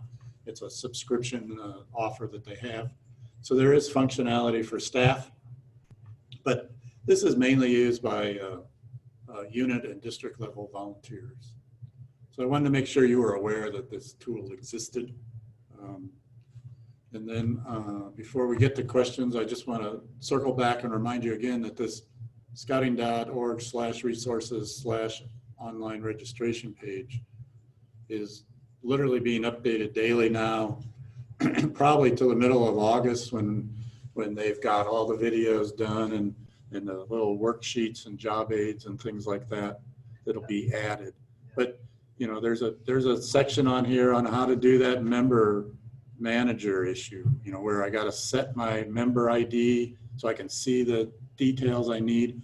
That's a pain point with a lot of district volunteers because I'm paid as a assistant scoutmaster, but now you're asking me to be a unit commissioner, but I can't see my units, and how do I do that? Well, that's one of those steps so there's a little job aid on that, and And that's a great thing I'm going to speak louder because people said they're having a hard time. Can you flip that mic around? I can. So that is a great thing to remember. So look, you're on scouting.org. So it's not available just to councils. It's available to your unit and your district volunteers. When you go to this resource, not only is there just tons of these little training videos, and I'm so glad y'all are doing these little small ones so you don't have to watch a 2-hour video, but there's also the guidebooks, and there's a guidebook for council. You need to print this, registrars, and there's a different guidebook for units and for districts. There's so much information here that a lot of your volunteers, or even you on this call, just don't know is out there. So we have a lot of people asking questions, and we'll try to get to a few of them, but the other ones we're going to go ahead and answer in an FAQ that you'll get. One question people have, and I believe it's something that's either being addressed or was just addressed. So when Minot Scouting, it's not very role based, it's 100% role based. And so it was written for DEs. So when it was written, how do I say this? When it was written, programmers wrote it for perfect world. Oh, there's a DE for every district, and they wrote DEs to have access to their district, but they didn't write it or think about a senior DE, a district director. Sometimes a district is run by a senior DE, which is perfectly fine and normal. Sometimes a district might be run by a district director. So registrars have had to go in, and if you have a district director, you go in and you multiple register them as a DE to that district, so then the district director will have access to these tools. Same as a senior DE. You know, a senior DE is just that. They're senior, you know, they should have access, but it just wasn't written that way. And so I know there's probably plans to change that because now perfect world, you know, the developers understand that, oh no, it's not always a DE, it's a senior DE, it's a district director, it could be somebody else running the district. So right. The way the workaround to get them access right now is multiple register them as a DE to that district. And make sure you get the district structure on that. Yeah, you put them in a council structure, which is what registrars did for years. It's what we told you to do. They're not going to get the access they need. They need to be registered to the district. That is one of the fixes. It's not done today, but that is one of the fixes on our list that we got to get fixed. Because we know besides the obvious senior DEs, the head person in that district, we also know that right now today, there's people covering, and that multiple option that Sandy covered is a good workaround if, you know, let's say somebody's covering a district, but they're not a senior DE, district director, field director, whatever. Multiple of them as a DE with that structure, and they'll have access to all this the next day. Right, and somebody asked a question about youth protection training being taken through here. So these tools that we were just showing you are, you know, those are not the place to take youth protection training. It's just a way that a unit or a district unit key 3, district key 3 council employee can go into update district youth protection training. So as a unit key 3, I can enter the training for any leader in my unit, but I can't enter my own. I can, one of the other key 3s would have to enter my training. So there's links on like for adult applications, there's links to youth protection training that take that person to the learning center. So that is coordinated. But yeah, My.Scouting is just gets you a link to the learning center to take your training. The training is not there. That's correct. So is there any plan to give families the ability to transfer their registration through online registration? Right now I can do a multiple registration or a paid registration. How about transfers? No. At this point, online registration is just a portal to sign up. Transfers, we got to work on that. And we know, you know, I talked earlier about, you know, can we use Scoutbook to do that for us? Is there some other option? That option doesn't exist today. So right now, transfers have to be done through the council office, through the registrar's office. And some of that is because we're not on the single platform yet. So right. It's a segregated system. So this council has this set of IDs and this council has this set. So we'd have to resolve that first, right? And that kind of fits into that. When do we replace ScoutNet?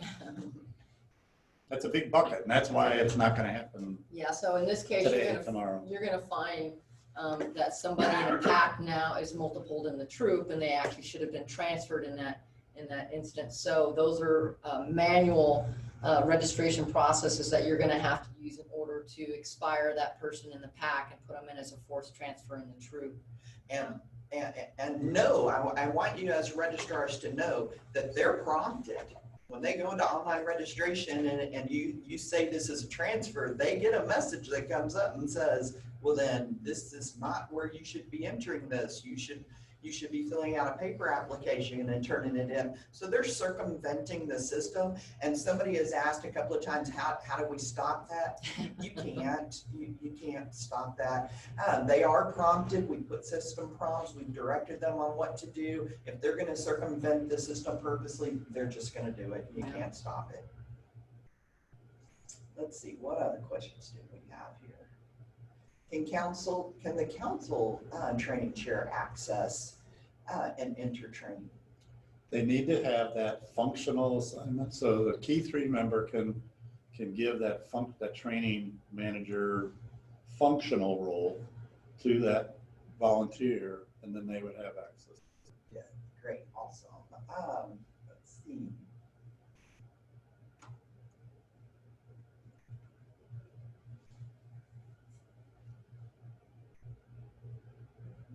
Scrolling through here. What is the biggest thing that you think a registrar needs to know about online registration?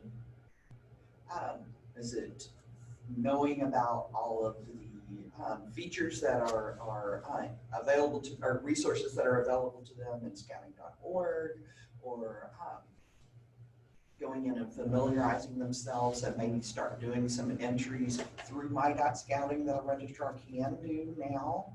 What do you think is the most important thing that a registrar needs to know? With the changes on August 4th, we think the percentage of online registration is going to go up. It's been about 10%. It's going to vary from council to council, but across the country in the fall, about 10% of the new kids have been coming through online registration, and 90% have been coming in on paper forms at the council office. So we're hoping this moves some more that way. So you're going to get more questions about the status. I think, and some of this is being fixed with the August 4th rollout, but an application is filled out and it goes to that PAC.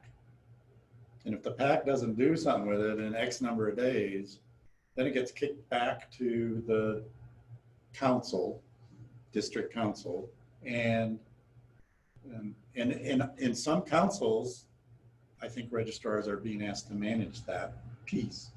I don't know, because every council is different, but some councils, the DE is managing that. Some councils, the director of field services manage it. And some councils, I'm gonna guess the registrar is being managed it.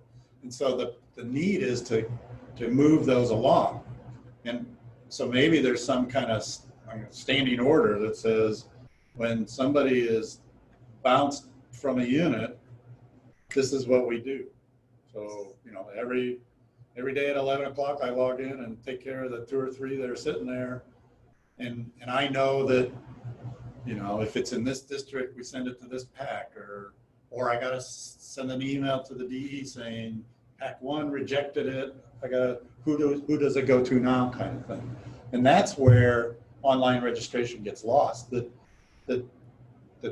somebody signs up, the unit either ignores it because they're not doing online registration, but it came in anyway, or it gets bounced back to the council, and then it gets lost in the shuffle of the 200 other applications. So I totally. that needs to be the piece that's, whether you, the registrar, is doing it, or somebody else in the building is doing it, the building. So as The collective staff, that it needs to be moved on, because come day 60, they're going to be refunded their money and said, sorry, it didn't work out for you. So what is that, somebody asked that question, what is that, not verbatim, but what is the messaging that they receive? I'm not sure that email has been written yet, but there is a refund email template basically that's you're out not there now. registered anymore. Yeah, Your just money's to, been, just to let you know, for whatever reason, your registration never was completed and you're being refunded. And if you want more information, please reach out to council phone number, what address. and when that happens, it means that person is going to have to go back, if they're truly interested in registering with the unit, they're going to have to go in and resubmit their application along with payment. So part of the question that Sandy and Mike both were relaying is, what do we need to know as registrars in MyDOT Scouting and what's going to benefit us? My suggestion, my advice would be go into MyDOT Scouting, start looking at what is available based on your role. And as you receive questions in regards to what you're able to pull out of MyDOT Scouting, I would keep a list of those that you cannot, that you're being requested to pull out.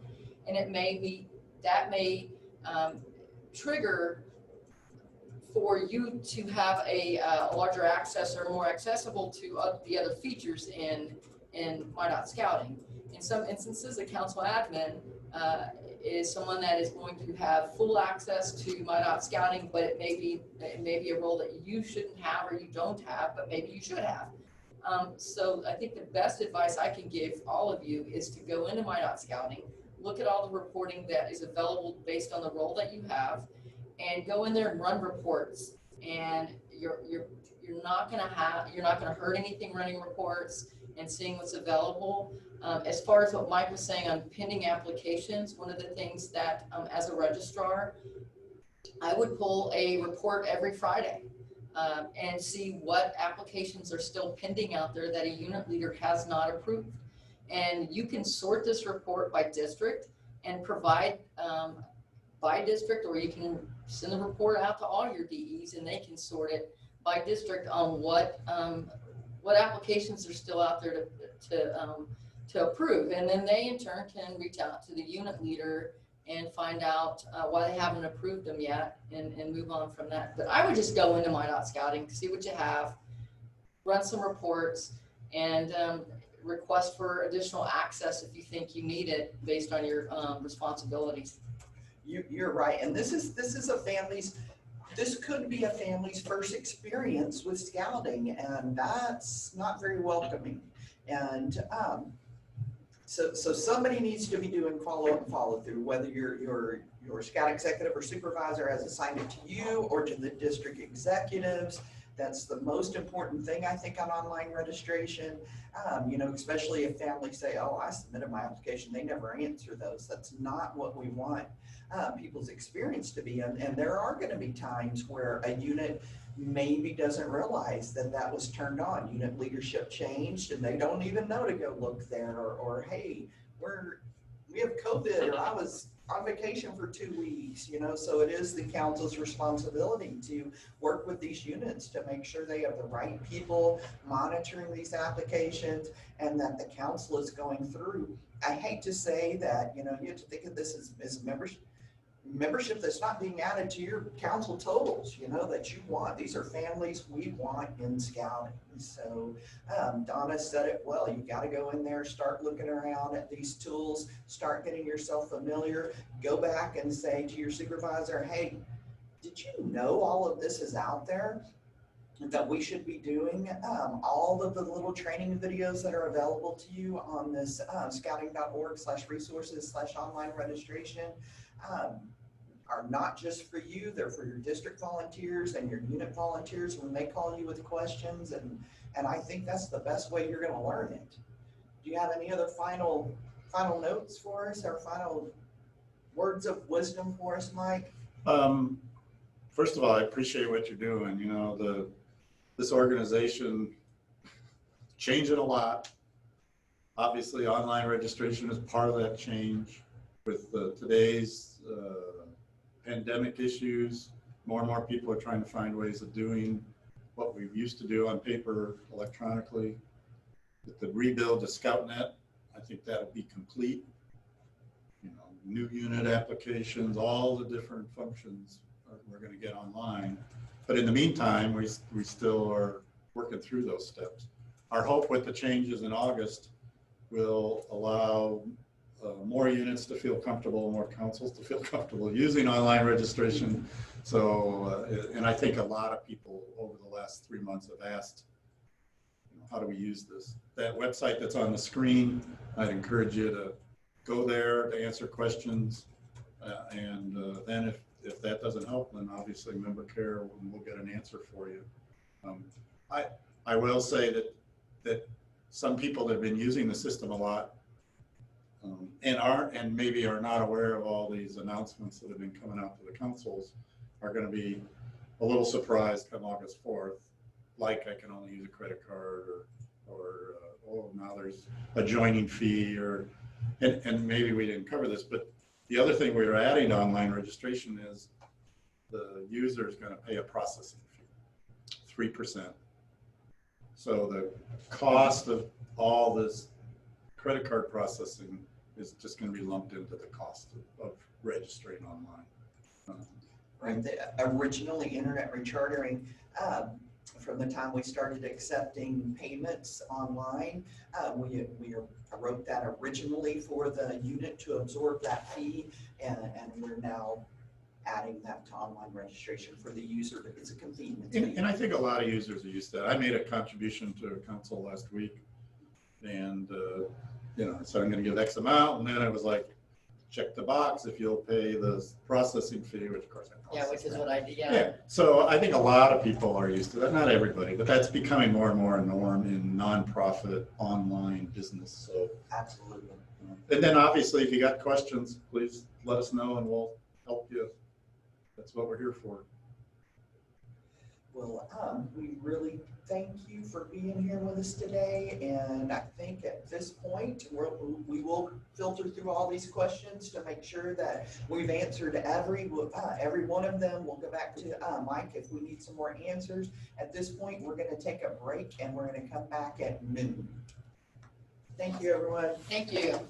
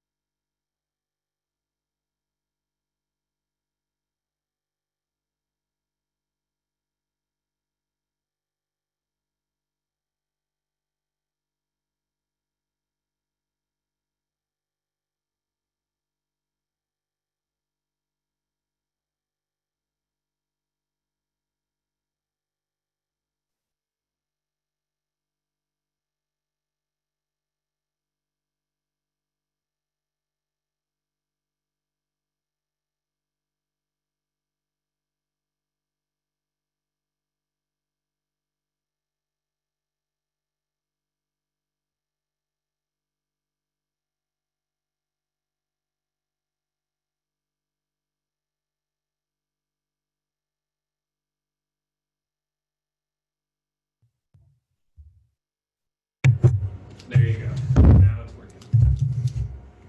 All right, good. Welcome back, everybody. I hope you were able to go get you some lunch to sit there and eat. I am so grateful that Mike Cray was able to join us and give us all that information. Your biggest takeaway is to go in, if you're not registered as council admin, make sure you get registered as council admin. It doesn't require an application or registration fees. It's just a functional role. Create your My Scouting account and go in and start learning the system. So what we're going to talk about now is reporting training. So to be honest, I'd like to just do away with this part of it because Scouting, what Mike just showed you, is the way to go. It's the way you're going to learn how to start using the Scouting system because it will be your replacement for ScoutNet.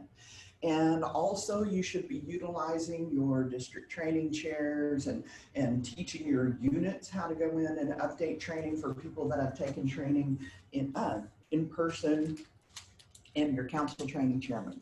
So, but I know we live in a non-perfect world, so I'm going to go ahead and show you the 4 methods for recording leader training. You have My.Scouting, ScoutNet, the person profile, record achievements, and record training. So let's go over these.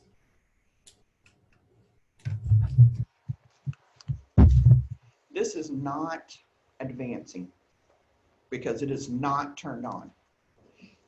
Just to let you know. All right, so to make the change through person profile, easy peasy. If I needed to enter training on 1 or 2 or 3 adults that are not in the same unit, I'm going to go through their person profile. So I'm going to go into ScoutNet membership. I'm going to get a person profile, enter the person's name, and boom, here's my person record. Go to the advancement and training tab, and just going to do a little commercial break right here and tell you, I had a few people asking, how do I initialize the Eagle form? Well, if you pull up a youth and you go to the advancement and training tab, click merit badge over here to the far left, the lower portion of the screen. Boom, at the very bottom underneath MB counselor button, you will then have an Eagle button that you click on. And as soon as you click on that, the system will go initialize the form, and then it will tell you this form is now initialized, and you just close out of it. But for this purpose, for advancement training, same tab, but I'm going to click on this training button. When I click on the training button, I'm going to see all the training courses that are recorded on this person profile. And I can click on that positions radio button, and it will show me all the positions that they are trained for, not registered in. So they have completed enough training to make them trained in all of these positions. You don't want to delete any trainings out of here, and you don't want to change the course date or completion date, because we want to be able to see that they took youth protection training in 2008 and then took it again in 2010 and so on.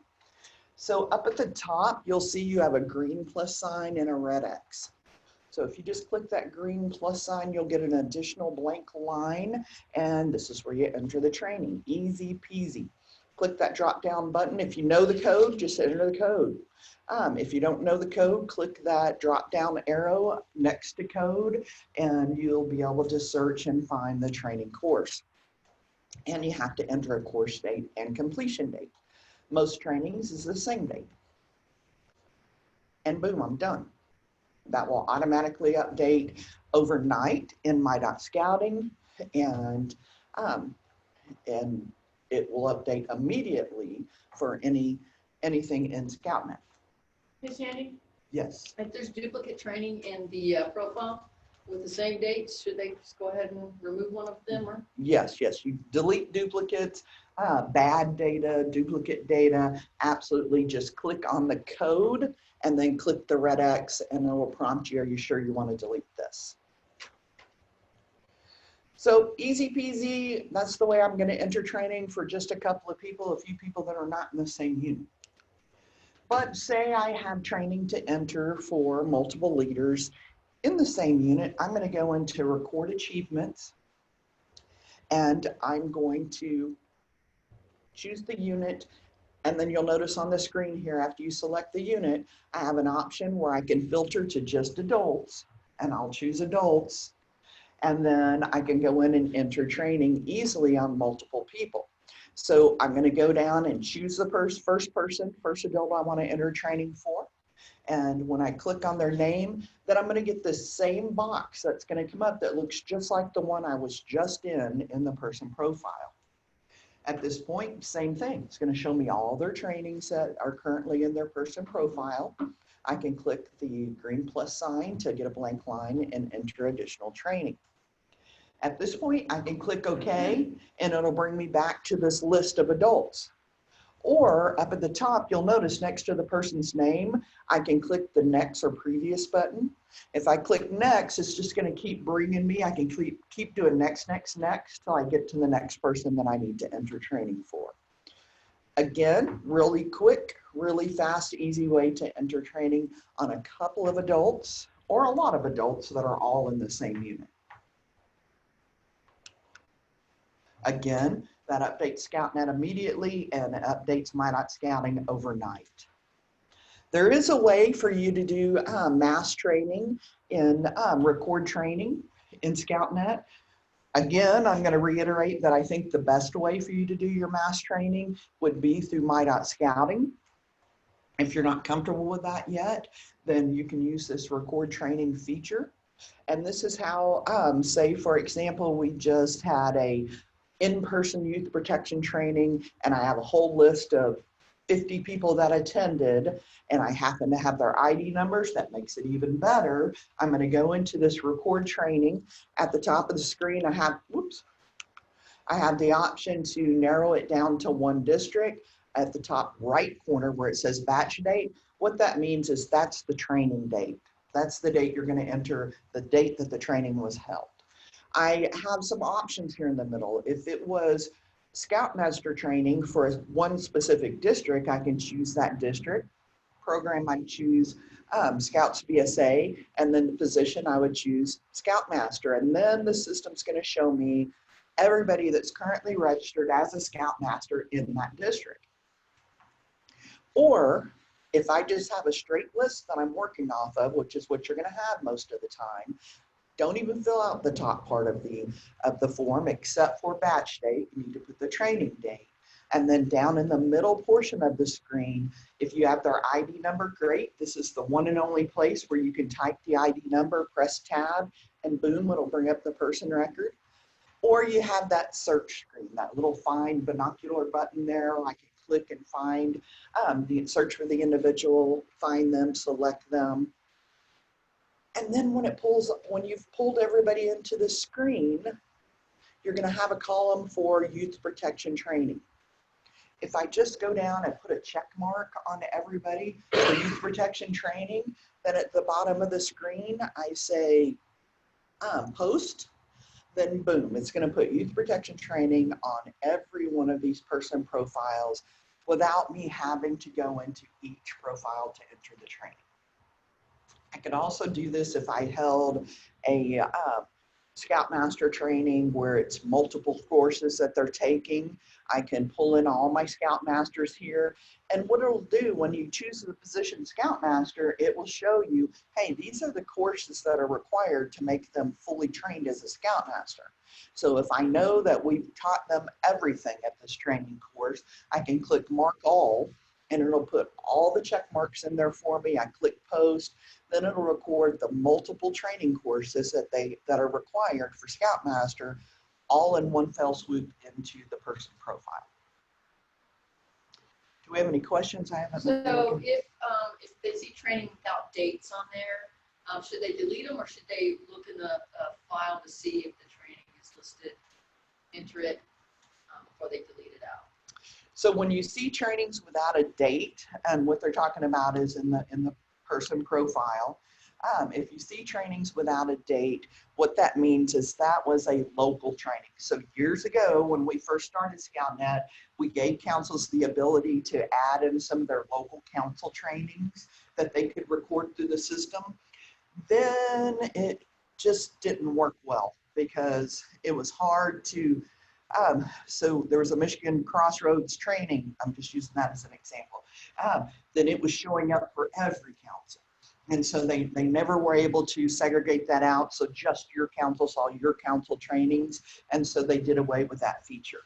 When they did away with that feature, they didn't wipe out all the training on all the person profiles. So if you see a training with no dates, that's usually a local council training, not a valid training course to begin with. Or if you see the description is all capital letters, that's another sign that's really not a valid training. So you're generally not going to see no dates on the BSA approved training courses.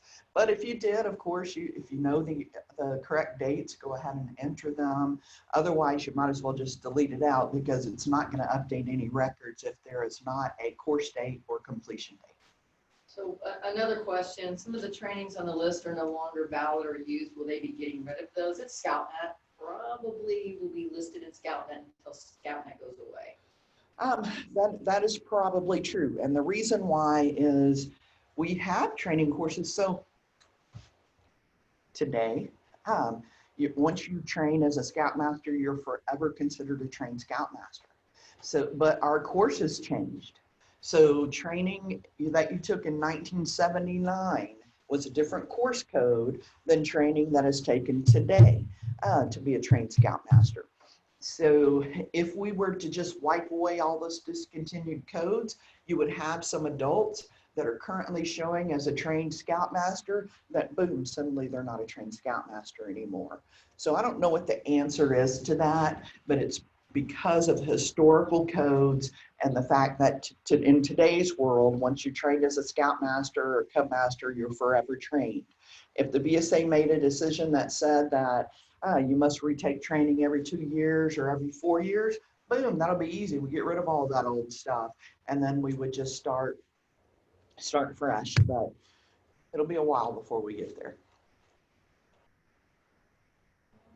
Is there a way to get a list of all the girls troop units with contacts? Okay, so we'll answer that later. We'll come back to that. There is. Okay, any training questions? I know I'm not spending a lot of time on that because guess what? Mike did.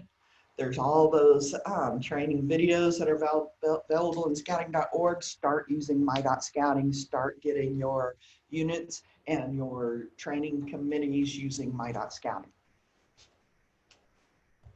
All right, this one's going to be really quick. Person merge. Don't do them right now. We have a couple of issues with person merge. So we can tell you if you hold your left foot up and the moon is shining this way and you're pointing that way, then you might be able to do the merge. It's too hard to say, yes, you can do these merges. No, you can't do these merges. So we're just saying right now, don't do any person merges. The system will not allow you to merge any adult records if they both have CVCs. It will not let you do merges if they both have fundraising giving history in the same campaign for the same year. They won't let you merge two youth records if they both happen to have the same merit badge listed in their profiles. So at this point, we're just not doing person merges until our IT department gets all those issues resolved. Also, there was an issue with person merges negatively affecting Blackbaud. And so we just stopped all person merges at this point.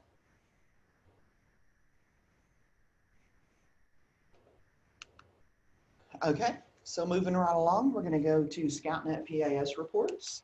And so there are reports with the retention guidelines. So you already know that your CVC disclosure authorization, your youth and adult applications, your unit expire rosters, you got to keep them forever.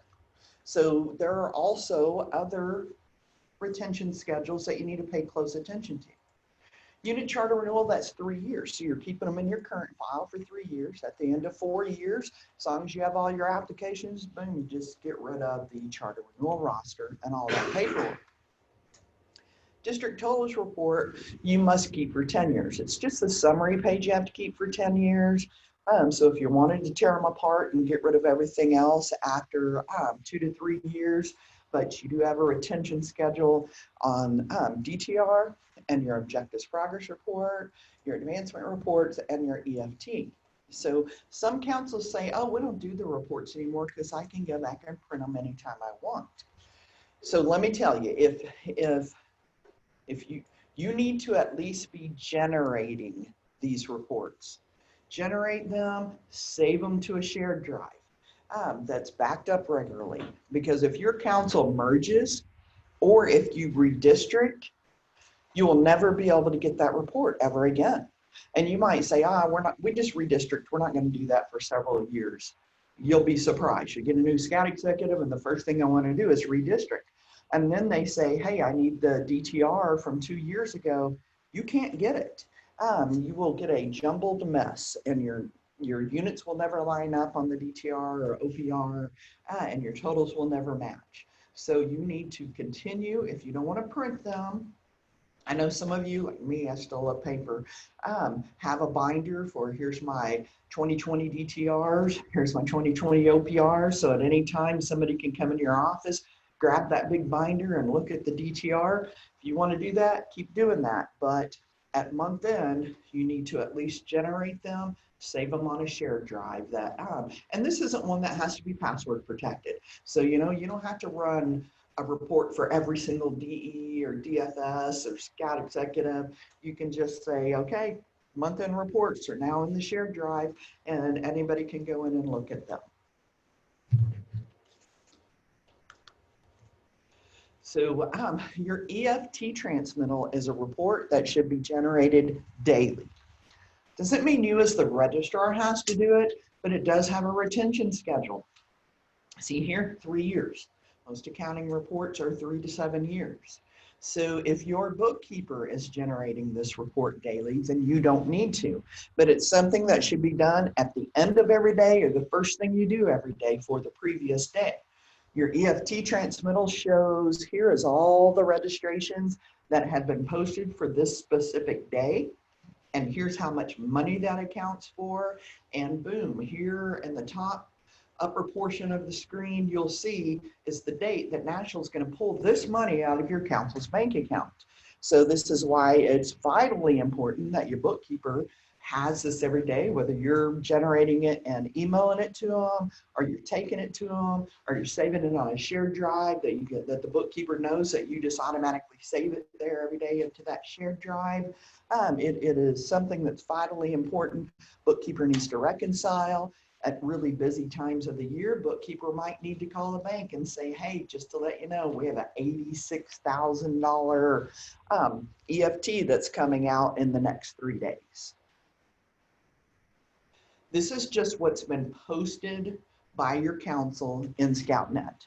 If it was submitted through online registration, or if it was paid for through internet rechartering, even though you posted it, it was paid for through internet rechartering, those fees are not going to show. This is just the money that National is going to sweep from your council's bank account. That really is the only daily report that you have to do. So let's talk about the month-end reports. So you should always run the district totals report at month-end. Save it, print it, whatever you do, always run the report. Now, we always close the first business day of the next month, but the report you want to run for that month end. So not the day that we close, but if it's for June business, you're running the report. Even if you're running the report on July 6th, you're going to run the June month end report with a June 30, 2020 report date and June 30, 2020 effective date. So that effective date and report date, the difference between those two, it's supposed to be, what is this, the data for that day under this day's structure, but that never really worked right. So you just need to always put the same date in both fields. Report date and effective date need to both be the day you're running the report. And we only have two tables. So we have a month in table and a right here, right now table. So if I go in and run a DTR and say, hey, where were we on June 15th? And I put June 15th, 2020 in both of those fields, it's going to give me today's totals. It's not going to give me that day point in time. So just keep that in mind. You're going to get today, here, right now, or you can get month end. So you'll see this report. This right here is only the council summary page, but this is a very detailed report, and it gives you every single unit in your council broken down by district. So this report tells me exactly real time, here are my youth and adult numbers right here, right now. If I post a unit or a new unit, or I post some additional enrollments and I run a report, 5 minutes later, it's there. It's real time. As soon as I hit post, it updates these totals. So, excuse me. You'll see here on youth and adult and boys live, I can see last year, last month, this month. So last year is going to be month in for the same month. So this time last year, at month end last year, where were we? So if I'm running a July report, it's going to be showing me under the last year column, it's going to show me what are my July 2019 month end totals. That's what you're going to see under the last year column. The last month column is going to be where I ended the month. It's not going to say, okay, if this is July 15th, 2020, then it's going to compare that to July 15th, 2019. No, last year and last month are going to be month end totals. This month is going to be for whenever, for the day I'm running the report, not the date I put at the top, but if I'm running the report today on July 7th, 8th, 9th, those are the totals I'm getting.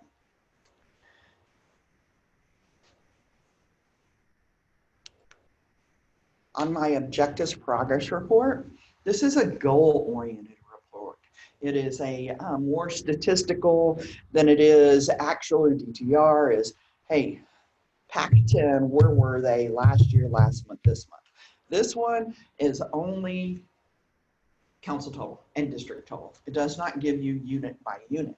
And some councils don't use this as often because your DTR is more detailed, but here's a good reason for the objectives progress report. If your council is using goals in the system, so goals are personal between a district executive and their supervisor.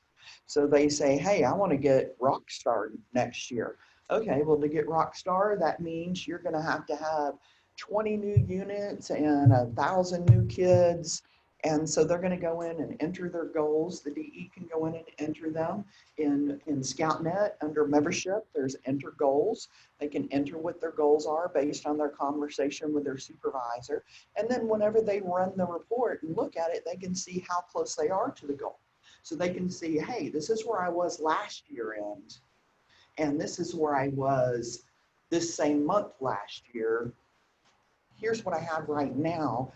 What do I need to get to meet my goal? So it's based on program, but there's also another section on here because DE's goal is based on getting all their units re-registered on time and how many unit commissioners do you have, how many district committee members. So there's this extra portion here that you're not going to see on the DTR. And that's going to show you, like all my total district committee members, all my total unit commissioners for my district or for the council level. So one thing I want to tell you is it doesn't care if they're multiple or not. The system just looks to see in this district how many people are registered in position 80. Doesn't look to see how many people registered in position 80 that have paid a registration fee. So don't think you have to put them as a paid unit commissioner in order for them to be included in these totals, because you don't. Excuse me. So another thing on here that's really important is density. So density, we download at the council level every year. We, the national office, put council density into the system, generally in January, so that a council can see, okay, we have this many kids available in our community that could be joining scouting how many of those do we have registered? That's what density is. Now, we only give it to you at the council level, but we do provide the numbers by zip code to councils if they want to enter their density, their total available youth by district. And so there's a place in ScoutNet under organization where you can enter your total available youth for district, but we enter it here for you at the national level. If you're wondering what position codes are included in the total district committee member position codes, those are listed here on this screen: your district chair, district vice chair, neighborhood chair, neighborhood committee members, and your district members at large.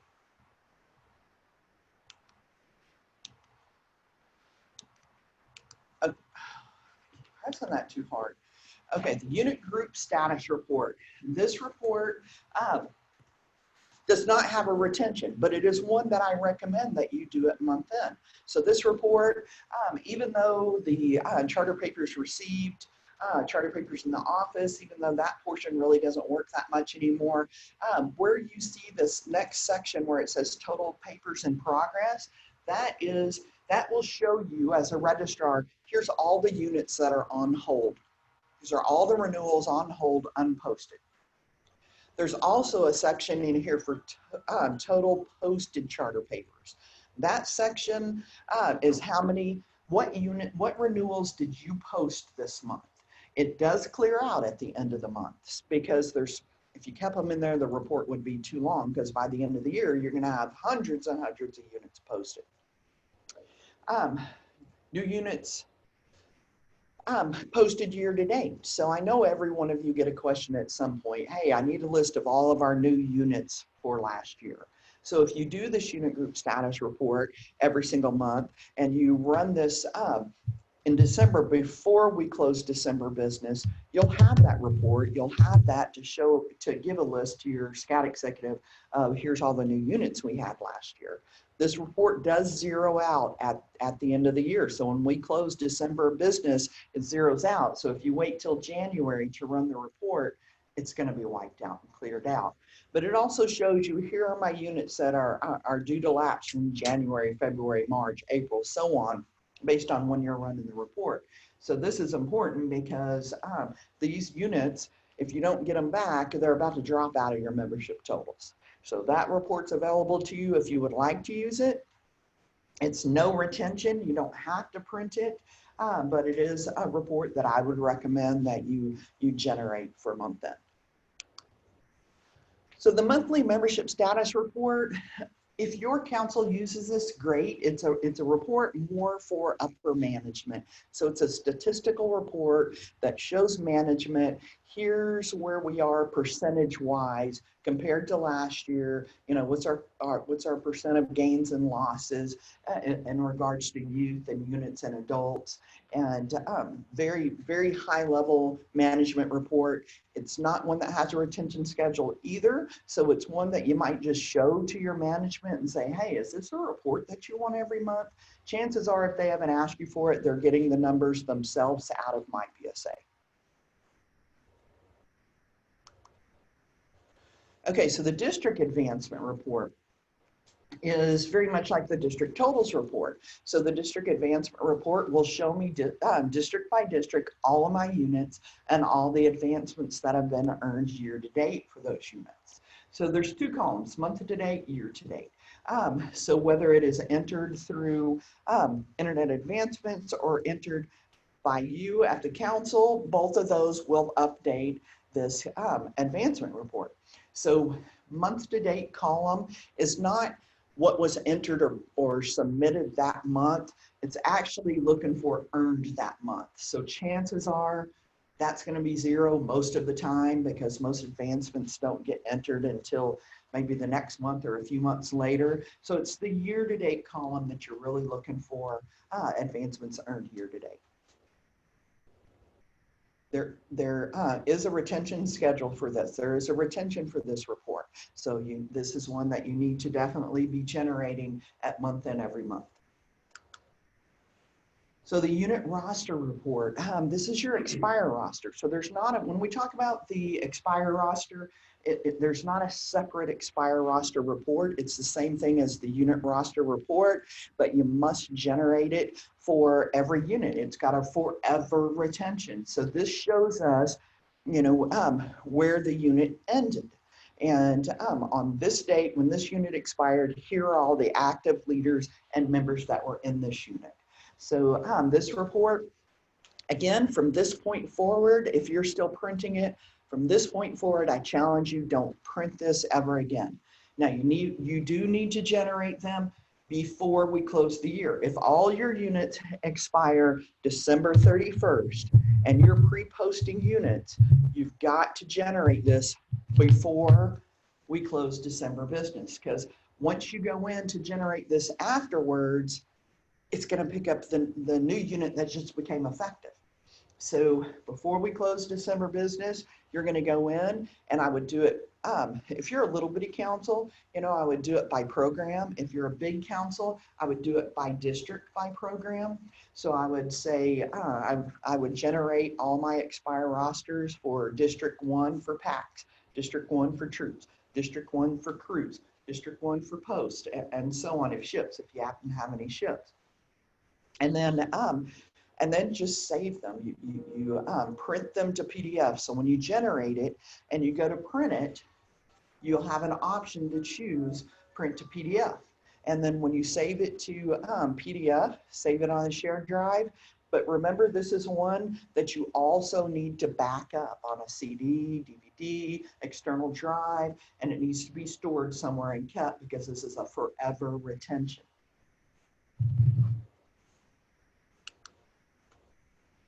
The unit advancement report is kind of like the expired roster. And see, both of these are just year end. You're just printing these at year end. Same with the unit advancement report. It's for that specific unit, just like the unit rosters.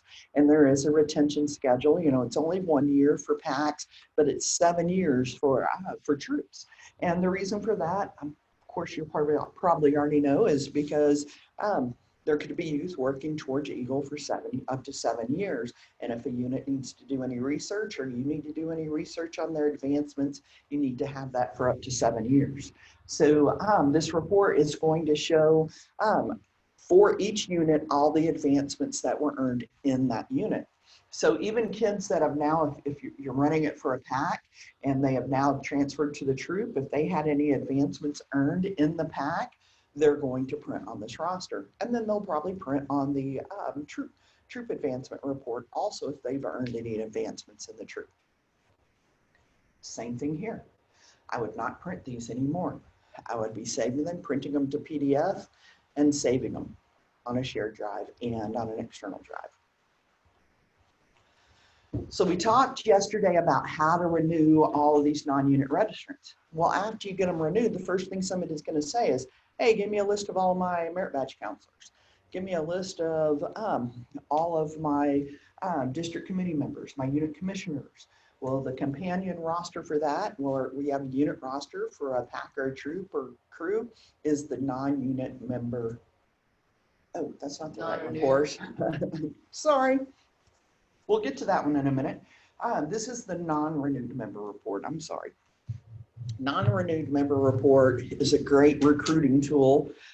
So this report is much better than the UCRS members not renewed report. UCRS members not renewed report will show you what kids did not renew in their specific unit when their unit was submitted through internet recharge. And it doesn't look any further than that. This report, non-renewed member report, it shows you youth and adults, but it also looks to see they didn't renew with their unit and they're not registered anywhere else in our council. So then you're not trying to solicit a kid back into the system and they say, hey, I noticed your kid didn't re-register with Troop 10. And the parent says, wait, what do you mean? We're in Troop 12 now. It's a much better tool. And after all your units renew, so if all your units expire in December, I would say by March, I would be printing and generating this report for my district executives so they can go back and try to get some of those kids back into scouting. Sooner we get them back into scouting, the more likely we are. And that's also a great time of year because you can say, hey, we'll give you a 10% discount to summer camp. And I know we're living in a crazy different world this year, but in future years, you know, we'll give you a 10% discount if your child comes back to summer camp. So non-renewed member report when your DEs are looking for recruiting tools. Here's the non-unit registrant roster. So now I want to get a list of all of those merit badge counselors that I just posted. So when I go into membership reports and go to this non-unit registrants roster, you're going to see I can, same thing when we were doing the renewal roster, I can ask for specific positions. I can ask for a specific district. I can ask for the entire council level, and I will get a list of all my position that I asked for. In this example here, it's merit badge counselors, and it not only gives me their name and their address and their date of birth, their phone number, but it tells me what their effective date and expire date is. So your merit badge counselor list, if you enter the badges that they counsel into ScoutNet on their person profile, you can use these merit badge counselor lists. If not, you can still use the non-unit registrants roster to get a list of all your people that are registered as position 42 or 42F. If you don't enter the badges into their person profile because you use double knot or some other system that your council is using to record the badges for counselors, then you won't be able to use the merit badge counselor list. So the merit badge counselor list is looking for two things. It's looking to make sure that they are currently registered as a position code 42 and they have badges without expiration dates listed on their profile. So there's several lists. There's the merit badge counselor list. There's one I can do that's just a straight alphabetical listing of all my merit badge counselors and all the badges that they counsel. And then there's also a list where I can say, hey, just show me the counselors that counsel engineering. Or I can say, just show me the troop only counselors. And you'll notice that there is a box for troop only. And it's going to say yes or no. So if it's troop only and it says yes, that alerts a unit that, hey, they're not in our unit, so I'm not going to contact them for counseling a badge in our council. There are export features with these that you can export it into a file. So I suggest that you're uploading these into Scoutbook. If you're not entering the badges that they counsel, you can't use this report. And so you probably have another means of obtaining that information and you're uploading that onto your council website. If you're doing that, just make sure the password is changed often. Change it every month and tell units that they've got to call you the next month for the new password.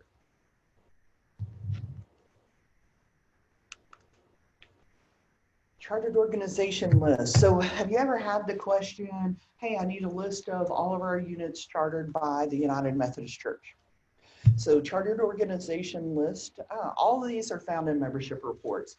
I didn't show you how to get there because that's the hands-on training that you were supposed to take ahead of time in the knowledge base in MyDSA. But this is in membership reports and you can run it for a specific, you can say, show me all the units chartered to churches, or I can say, show me all the units chartered specifically to the United Methodist Church. And it will show me, I can tell it to include or not, or to exclude executive officer and charter representative, include or don't include the address. And then when I get this list, I like this list because I know as having worked with councils for many years, they do get that question. I need a list of all my units chartered to the Lions Club. And so this shows you the organization, all the units that they charter, who's the contact person, but it also shows you the expiration date and how many months tenure, how many kids do they currently have registered, how many leaders do they have currently registered. Hey, this is kind of an interesting question or statement. Mary Ann said if you have a cell phone number, I didn't realize this, have a cell phone number marked as mobile and designated as the primary number, it will not print on those reports.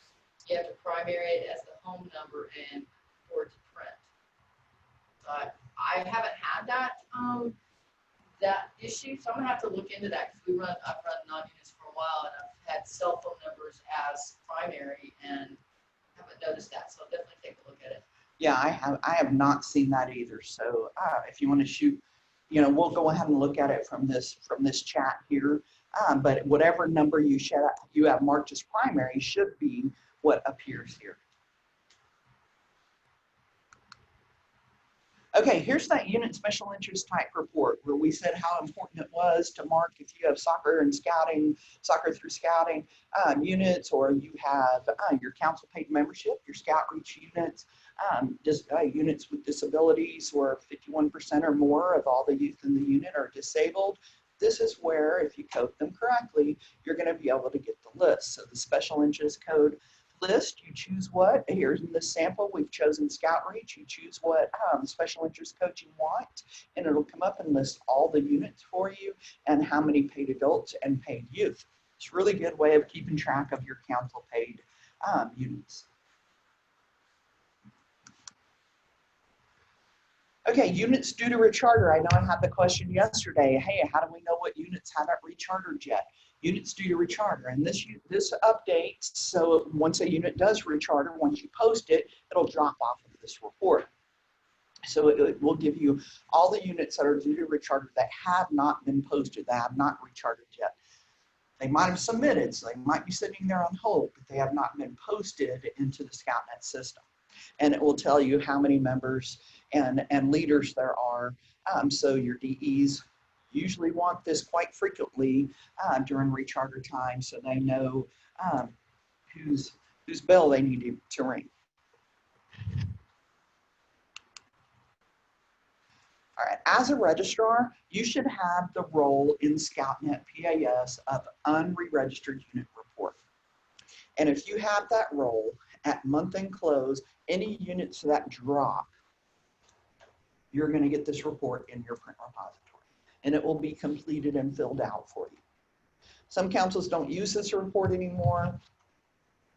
It's not my recommendation. It's not a requirement that you have to use this report, but this is a great report for units that drop, because then the DE can go around and talk to the unit leader, the chartered organization representative, and this is a way to make sure that everybody's saying, hey, this unit's not on the books anymore.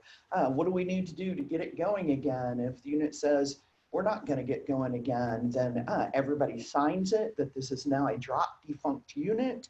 And there's a section in here about the disposition of funds, because the money, any leftover monies or property belong to the BSA, not to that group of people. And this is just a really great, tight, neat way of making sure all of the I's are dotted and T's are crossed. So this report is available also in registration resources. Under available forms, you can go in and there's a fillable form available to you. This just automatically completes everything for you, or at least the vital unit information for you at month-end close when a unit drops. But if you don't get it because you don't have the role, you can't go back and get it in this format, but you can go back and get the form and fill it out yourself. Can this be generated with all the units that have not chartered yet? Not till they drop. Okay. They can manually generate them. They can manually generate them by getting the form, the fillable form out of registration resources, but this doesn't appear in their print repository filled out this way until the unit actually drops. Okay, total youth served report. This report is not how many kids do we have on the books right here, right now. So if your council is still blessed and lucky enough to be getting United Way funding, the United Way is going to ask your council every year, how many kids did you serve last year? And this, they're not saying, how many kids did you have registered December 31st?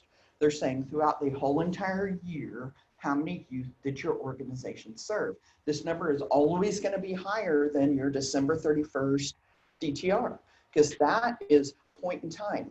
How many kids were registered on that day? This is how many kids were served throughout the year. They may no longer be in scouting. They may have been expired. Many reasons why they're not still on the book. Their unit expired and dropped off before the end of the year, but you did serve them at some point during the year. So reporting for United Way, this is specifically for reporting to United Way on the total number of youth served throughout the year. All right, any questions? We're good? All right, awesome. Awesome, we're ahead of the game, yay. Okay, so now let's look at these companion reports in MyVSA. So anybody can access MyVSA, even you as the registrar can log into MyVSA from home, from your tablet, from your smartphone. You can log into MyVSA. You can't get to everything. Like if you don't have remote access and you're not logging in as secure remote access, your Scout executive hasn't granted that to you, you can't get into ScoutNet. You can't get into General Ledger and that kind of stuff through here. But I can get in here and I can see my registration numbers. I can also do a PAS find if I needed to look up a unit and I need to look up who's the leader of that unit. I could do that much. So as a district executive, I'm going to get calls many times on the weekends and at night from my volunteers when they're off work and doing their 1 hour service with Scouting. So let's look at some of the reports that are available to you and all of your office staff, your council professionals. So instead of running a DTR 5 times a day or every single day during the heavy, busy time of year, you know, when we're at December 13th or December 38th, I guess is what I should say, then you can go in here and look at the membership dashboard. So when I go into MyVSA and click on the membership tab, and if you don't see the membership tab, then whoever is the MyVSA administrator in your council needs to go in and grant you that role. Then you're going to go in and you're going to see, here's the first one, real-time statistics. So on this real-time statistics, I can drill down. I look down and I see how many kids do I have registered this year versus last year, what's my gain and loss. So you see this is several of the reports that we just went through. It's kind of the monthly membership status report and my OPR and my DTR, and I can see how many Cub Scouts, Boy Scouts, venturing, exploring, so on, that I currently have registered, and it tells me up here when it was last updated. So it's not as quick as the DTR where you post it and immediately I can run a new DTR and see those totals. It's what I call near real time because during really, really busy times, it might take like 15 or 20 minutes to update. So the good thing is to always look at this date that tells you what's the last time that was updated. So if somebody says, hey, you just posted that unit, it's not showing, give it some time, 10, 15, 20 minutes, and then I'm going to see it. Anytime over here to the far left where you see a title that's underlined, that means you can drill down further. So if I clicked on Cub Scouting, I'd be able to see lions and tigers and bears and wolves and weeblos, and I would see my lone scouts. Same with Boy Scouting, which is actually Scouts VSA. I need to update the screenshot.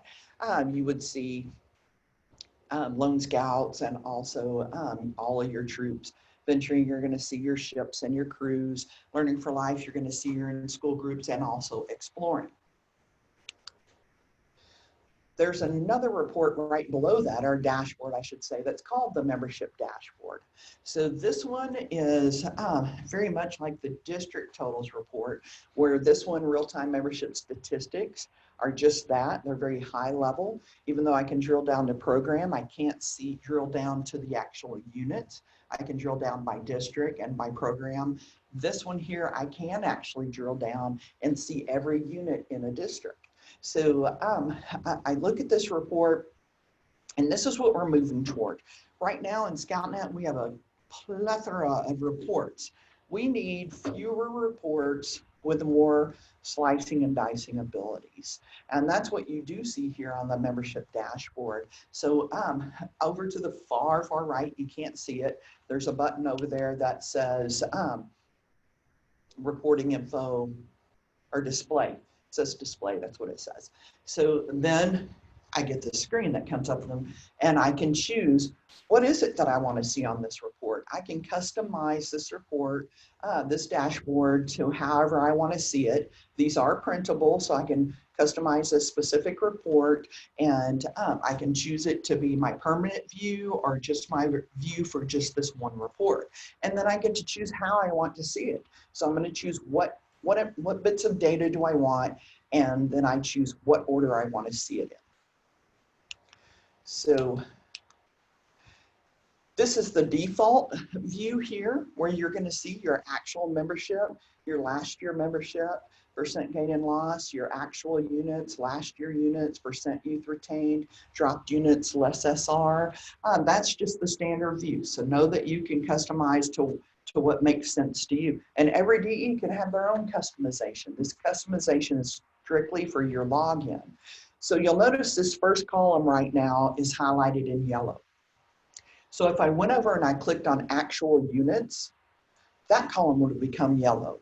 And then my arrows over here to the left are going to change, because right now it is rating based on what's in yellow. So actual membership, I can look and see the 2 districts with the green arrow, they're above, yay. They're doing great compared to this time last year.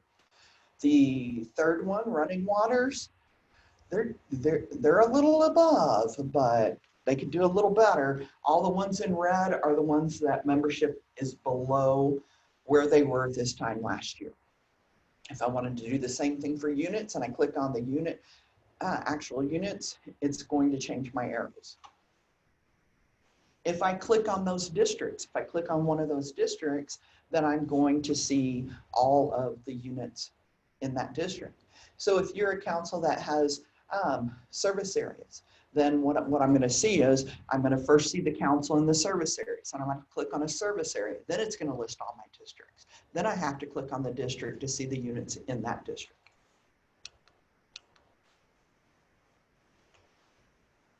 And that was all on the membership statistics portion of the membership tab. There's also a membership analysis section. So you'll see that darker blue ribbon right below the membership tab. I can go over and toggle from automatically it comes up membership statistics. Now I'm going to choose membership analysis. So here is where I can do a PAS find. So I can do a person search or a roster search outside of the office. So over here to the left side where it says unit search and person search, that's PAS find. What you're used to seeing in ScoutNet, the PAS find there, that is exactly what this is. So me as a district executive, if somebody says, hey, the co-master for Pac-12 just got arrested, and I don't know who, I don't remember what his name is, I can go here, click unit, and it's going to show me my roster, and then I can get the name of the co-master by viewing that roster. I could also click on person and get detailed information about that person if I wanted to. You can also, this is one thing I like that I can do here that I can't really do in ScoutNet and PAS reports is persons by award. So if somebody said, give me a list of everybody that has earned Silver Buffalo, I can do that here under this person search where it says person by award. I can also get a list of, everybody that has earned Arrow of Light. I can do that here.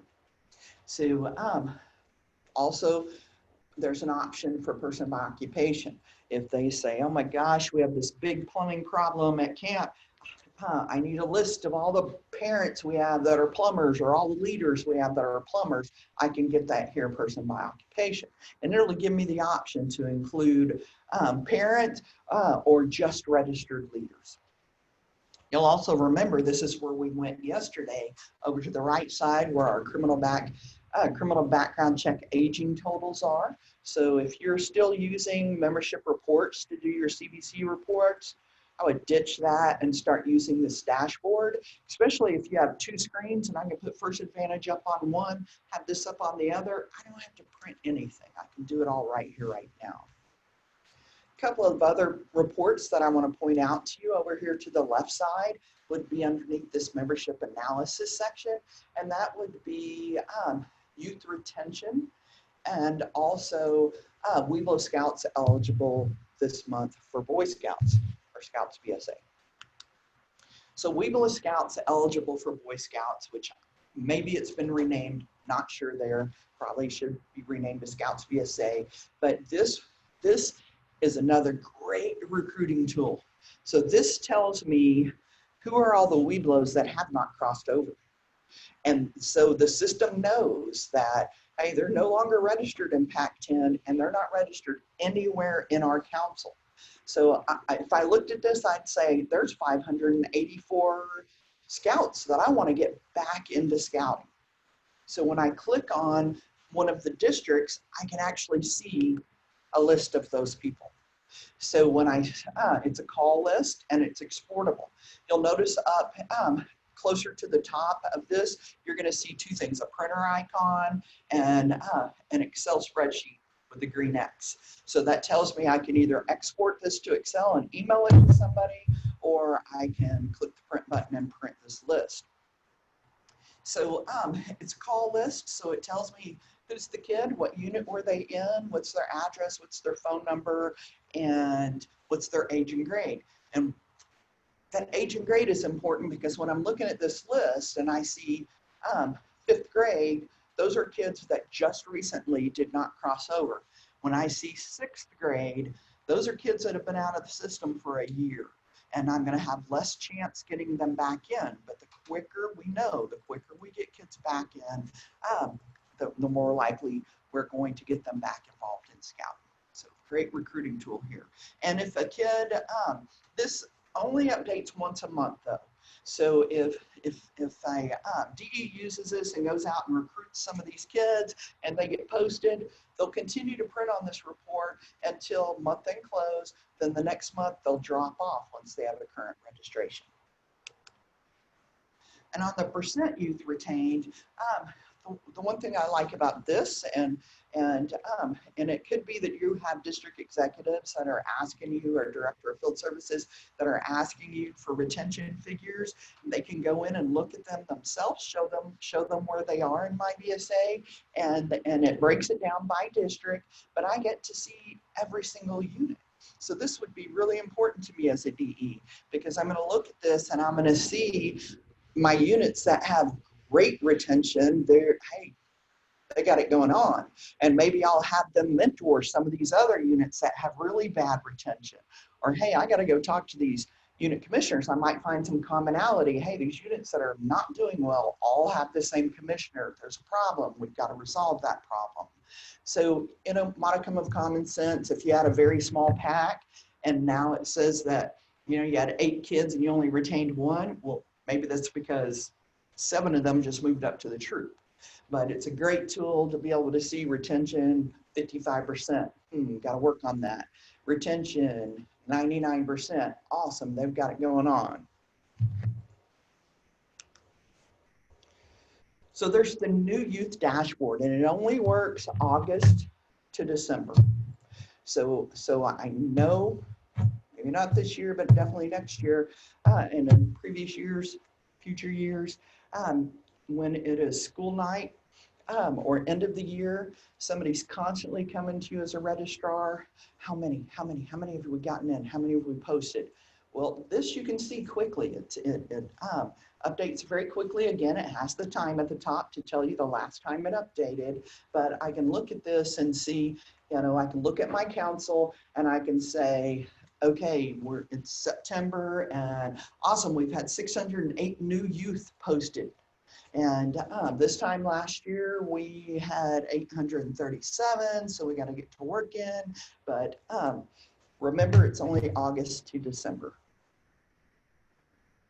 The companion piece with this new youth tracking, so it's only looking at PACs and troops, is there's also new Cub Scouts. And we know from our experience that the number of Cub Scouts we're getting into our council helps to tell us what our growth is going to be in the next few years. So that's really important to know how many Cub Scouts, but also I can look down further and see how many new Cub Scout packs I have. Okay, Donna, you want to get up and talk some? Do we have any questions before I move on? I think we're good. There's one about what a registrar, if you're a registrar, what do you need access to? I believe there's a metric, but there's also a security role that somebody at your council can go in if they have that access and grant you particular roles like CDC administrator. So you have access to your first advantage. So there's different roles. Maybe there's Based on your job. right. And we can compile that when we send you the FAQs. So people wear different hats, but we can say, if you're a tiny little council, you're doing it all, you got to have all of this. Right. So when we're talking about 3 systems here, we're talking about ScoutNet, we're talking about MyBSA, and we're talking about MyScouting. So we'll compile that for you and send that to you. But you know, your role, you've got to have a different role assigned to be able to get into ScoutNet, and that's registration manager. You're gonna have a different role assigned at MyBSA. You got to be registered as council admin to get to My.Scouting. So we'll write all that up for you. Awesome. Maintenance, so when you're changing a unit number or a district, I tripped on the leg, sorry. So when you're changing a unit number or district, I'm just gonna go to the next one real quick. Okay.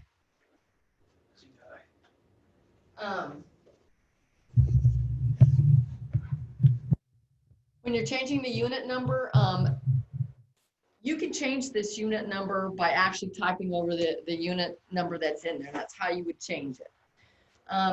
My suggestion is when you do that, I always put a little blurb in the comments section just to say this was pack 623 changed to 235.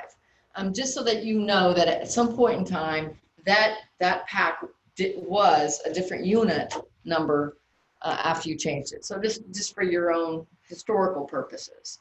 And districts are a little different, and if you're changing a district in the structure detail, but if you're just changing a district, let's say that you put you registered a pack in the Renaissance district, and it actually should have been put in the trade district.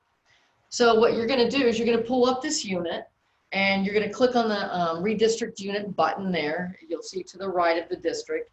And when you do that, the district, a list of districts will appear, and you're going to select the district that unit actually should be assigned to. Once you do that, you click OK, and then it will actually move it into that district. And if you're not sure if it did, just pull it back up, and you'll see that it is now moved into the correct district. So if you only have 2 or 3 or 4 of those that you need to do that with, that's the best way to do that. So when you're changing the IH or a CR for an existing organization, this is where Sandy and I were talking earlier about if you don't do it in the proper sequence, then you're going to have to call member care to help you out on it. So before executing that update for a CR, you want to change the current CR in that unit. So you're going to pull up the unit, you're going to go into the unit through unit maintenance, and you're going to change that CR to an MC.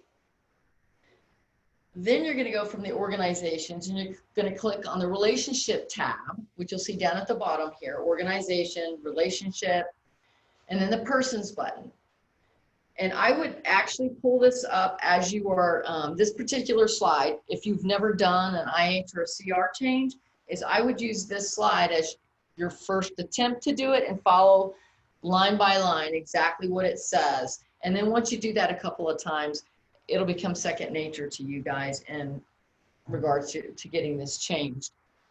So you want to click on the position field and type the IH or CR, and then you're going to press the tab button. It's going to take you to that effective date. And that's where you're going to then update the IH or the CR. And the system's going to expire that current IH, and then it's going to update the unit with the new IH. So if you pull that unit up, you're going to see that the new IH now is the one that you just put in. I'm gonna do a commercial break here because Jessica has posted something that I know that registrars are being told that's not accurate. All So right. if you're having some kind of issue and you call member care and you're told, oh, you've got to change all the phone numbers and addresses to home and make them primary and they can't be mobile and you can't have a business address as primary, none of that is true. There is something else wrong. So don't even spend your time doing that. It is true, Jessica, that if the CR is already an MC, then it's hard to change them to an MC, but guess what? The system will let you do it. So when you go into change position, you can still change them to an MC. They're going to then be listed as an MC twice in the unit. Yes, that's true. Expire one of them, but the system will let you. If they're already an MC, it's okay. Change them to a second MC, then expire one of those positions so that you can finish the process that Donna was just telling you about. And if you, in some instances, if you look in there, you'll see that sometimes the My Scouting account creates duplicate. You might have 10 of the same phone numbers in there. Only if you have 10 marked primary. If you go in there and you see that it has happened, my suggestion too, as Sandy said, you don't have to, but I would go in there and remove all the duplicates and do some maintenance on that profile so that there aren't 10 phone numbers that are marked primary and you have 15 addresses. You can remove additional addresses that are duplicates by tabbing to the primary checkbox and clicking F5 and then delete, and it will take those additional addresses out of the record. But yes, so we find too, when you do position changes, sometimes you're putting somebody in a position and duplicating it, and it's going to let you go ahead and do that. And again, like Sandy said, you're just going to go into that unit and change the position to the correct one. So when you're updating the CR, an application and registration fee is required for the new CR. They're registering just like any other leader would be. IH you don't need that for, but the CR you do. And you're going to enter them through additional enrollments after you go in and do the above steps to remove the CR to remove the position of CR that's currently assigned that role. That has to happen before you enter the new CR. If you try to enter the new CR and you did not follow the steps above in those bullet points, it's not going to let you enter that CR because there's already one in there. So it won't let you do that. But you do have to follow those steps, go through this process, the relationship tab, get that CR changed, and then add your new CR. If you're trying to change the sponsoring organization for an existing unit, if a charter organization no longer wishes to charter a unit, but you have some or all the leaders and members that wish to remain registered and continue with that scouting program, they can choose to become affiliated with that new charter organization as a unit. So first of all, what you're going to need is a letter of release from the current charter releasing all funds and any monies associated with that unit, and also the number. If they're going to continue to use that number and you're just changing the charter org, you'll need that letter of release. Then you're going to have to get a new unit application, and that's going to be completed by that new organization along with that letter of release. And then so it's noted on the unregistered unit report, and there'll be no additional registration or application forms to complete or a new unit liability insurance fee. You're only changing their charter organization. They're not renewing, they're not doing anything that's going to cost them any additional fees. You're just moving them to a new charter organization. So you want to use the following instructions for changing a charter organization during the current period. Do not type over the charter organization in the profile, in the unit's profile. If you do that, it will take, you might have a unit that's been in existence for 20 years. If you type, and it has all their different charter organizations, let's say throughout the 20 years, they've moved to different charter organizations 4 or 5 times. It should have different charter organizations within the history of that profile. If you type over the name of that charter organization, what it's going to do is it's going to change all of the historical data for all of those charter organizations that are listed within that profile. So if it's a Donna Arnold charter organization and they've been Donna Arnold for 20 years and you type Sandra Trevino as the new charter organization, it is now going to show Sandra Trevino has been the charter organization for the entire history of that unit. So you want to change it through this process so that it shows the different charter organizations that it's been a part of throughout the history of their unit. So you're going to use the utility to move units from one charter organization to the other. As you see, you're going to have to, first of all, search, make sure that the charter organization doesn't exist already. If it does, then you would select that charter organization. But if it doesn't, you're going to create the new charter organization using the new unit application that they provided. You got really quiet. Did I? Oh, sorry. That's funny that I'm quiet. I won't go over the entire process, but as you see, you have 2, 3, 4, 5 steps here. You want to, it's basically, if you're, as a registrar, if you were going to create a new charter organization, it's really no different going through this process, doing it as if you weren't changing a charter organization. You're just adding the new charter organization. Once you get it added and in the system, then that's when you're going to select it to move that unit into that new charter organization. So if there's no IH or CR specified through that charter organization, then that IH should be on that new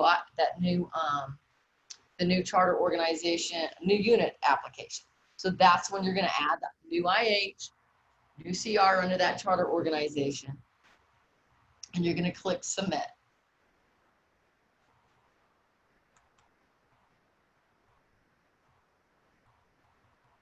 So your mass data update. I'm going to let you take this one, Sandy, on this one. You're probably going to be able to explain it a little bit better than me. All right. And I'll try not to fall. I think you might have been off camera. No, I saw the camera. It was right there. It's not funny, you know, we're not laughing at you, we're laughing with you. I'm not laughing. Okay, mass data update. You know, it's used for several things, but mostly you're just going to use it when you're doing redistricting. So it can be used to change exchange codes or missing area codes. There's not many missing area codes or missing exchange codes. Today, for many years, you can't enter a phone number without entering an exchange code. And I don't know of many exchange codes that are changing anymore. It used to be back in the day, like in Irving, it was 972 if you lived in Irving. Well, when they ran out of 972 numbers, well, then they added 214 numbers and 817 numbers and 469 numbers. And that's when you would go in and use this routine, change exchange code, and you would say, find everybody with a 972-580 number and exchange and change the exchange code to 214. Mostly you're just using the change district option. So I'll use this for if I'm expiring a district or I'm merging districts, or I've created a brand new district and I need to move the units over. So after I've either created the new district or if I'm expiring the district, then I'm just going to go in and choose change district. And on the left side of the screen, I'm going to choose the district the units are currently in. And then on the right side of the screen, I'll choose the district that I want them to go to. And I don't have to move them all. I can choose and pick. So when I choose on the left side of the screen, the district they're currently in, I'll get a whole list of not only the current units, but I'll get a list of all of the dropped units. So in order to expire a district, there can be nothing in it, not even dropped units. So you'll notice on this screenshot, some of these units at the top, they just say troop. Then below that, you'll see double asterisk crew. Any unit listed with a double asterisk are expired units. These are usually very old dropped units. They're not being counted in any membership totals. So if you are wanting to expire a district, get everything out of it, even the old dropped units. Even if you say, but they never belonged to that district, doesn't matter. They're not included in your membership totals. Just get the bucket empty so you can expire it. So I choose the units I want on the left by putting a check mark, or I have an option for select all. And then over to the right side of the screen, I've chosen the district they're going to, and I simply click the move unit button at the bottom of the screen, and it mass moves everything over there. So if I had a district and I wanted to do away with sub-districts, I would go in here and I would choose the sub-district on the left. I would choose the main district on the right, and then I would just select all the units and move them all. Same thing if I was creating sub-districts. I would choose the main district on the left, and on the right, I would choose the newly created sub-district, and then I would go through and choose which units are going to move to this sub-district, click move units, and then I would choose, then I would refresh the screen, and again, I'm still choosing the main district on the left. I would choose the new second sub-district on the right, choose the remainder of the units, and move them over. Then if I'm expiring the district, at this point, I'm going to go into data management.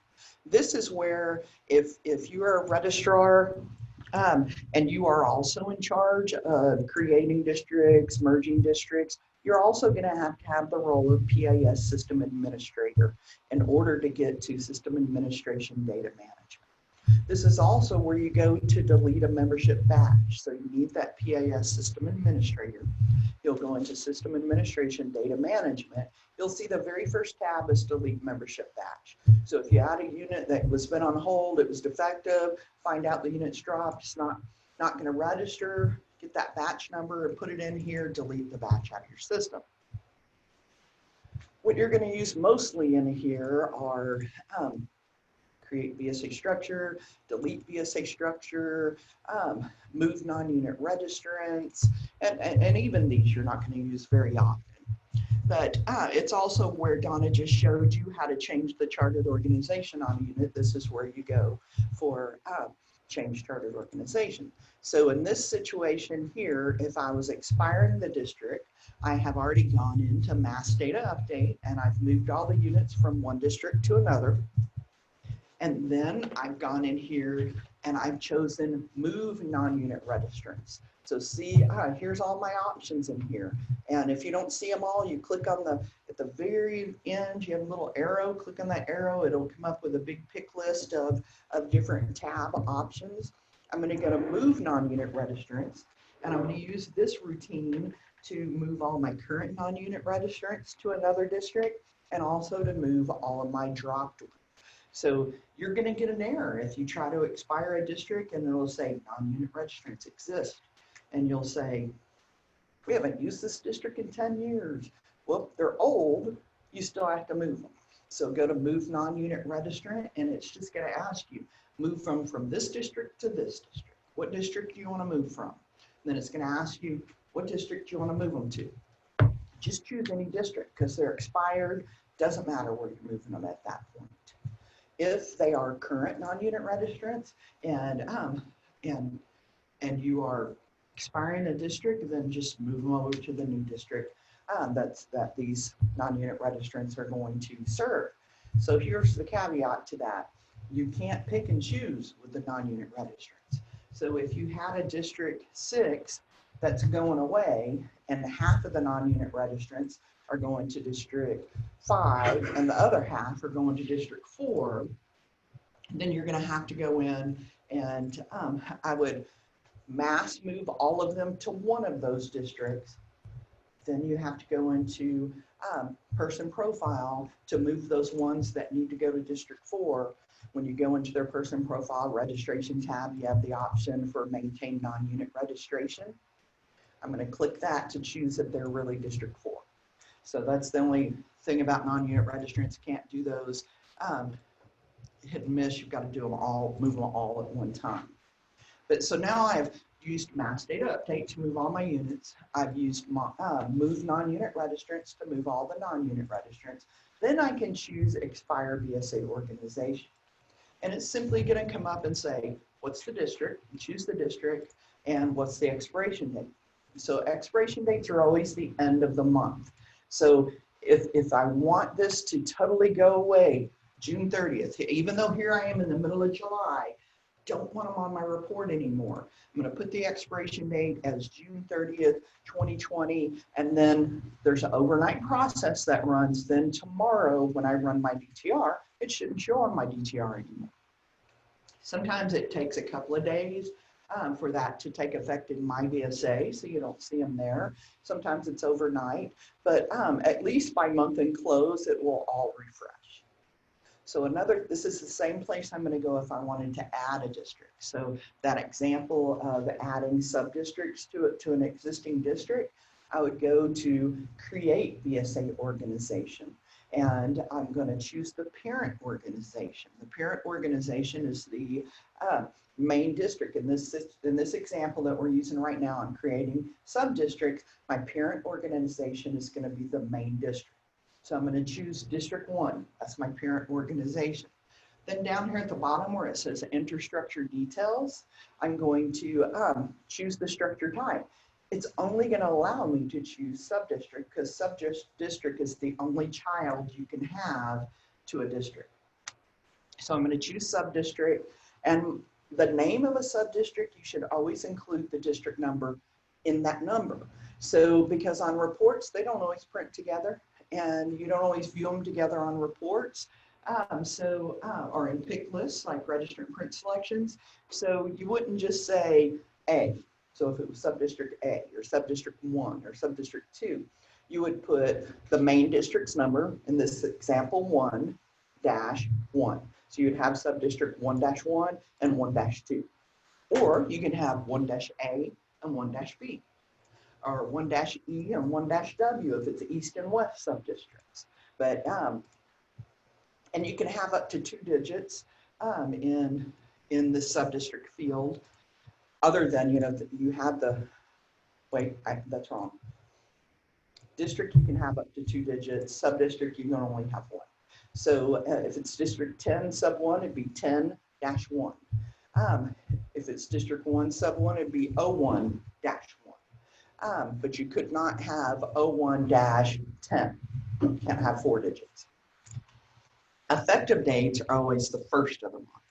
So even if I'm doing this mid-July, my effective date is going to be July 1, 2020. And then I'm going to name my sub-district. And it could be East, or it could be Trails End East sub-district. But you need to, and this is the name that's going to appear on your reports and on your pick lists. Then when I click submit, it's there immediately, not on my reports immediately, but it is there immediately if I wanted to immediately go into mass data update and start moving those units into the correct new sub-district I just added.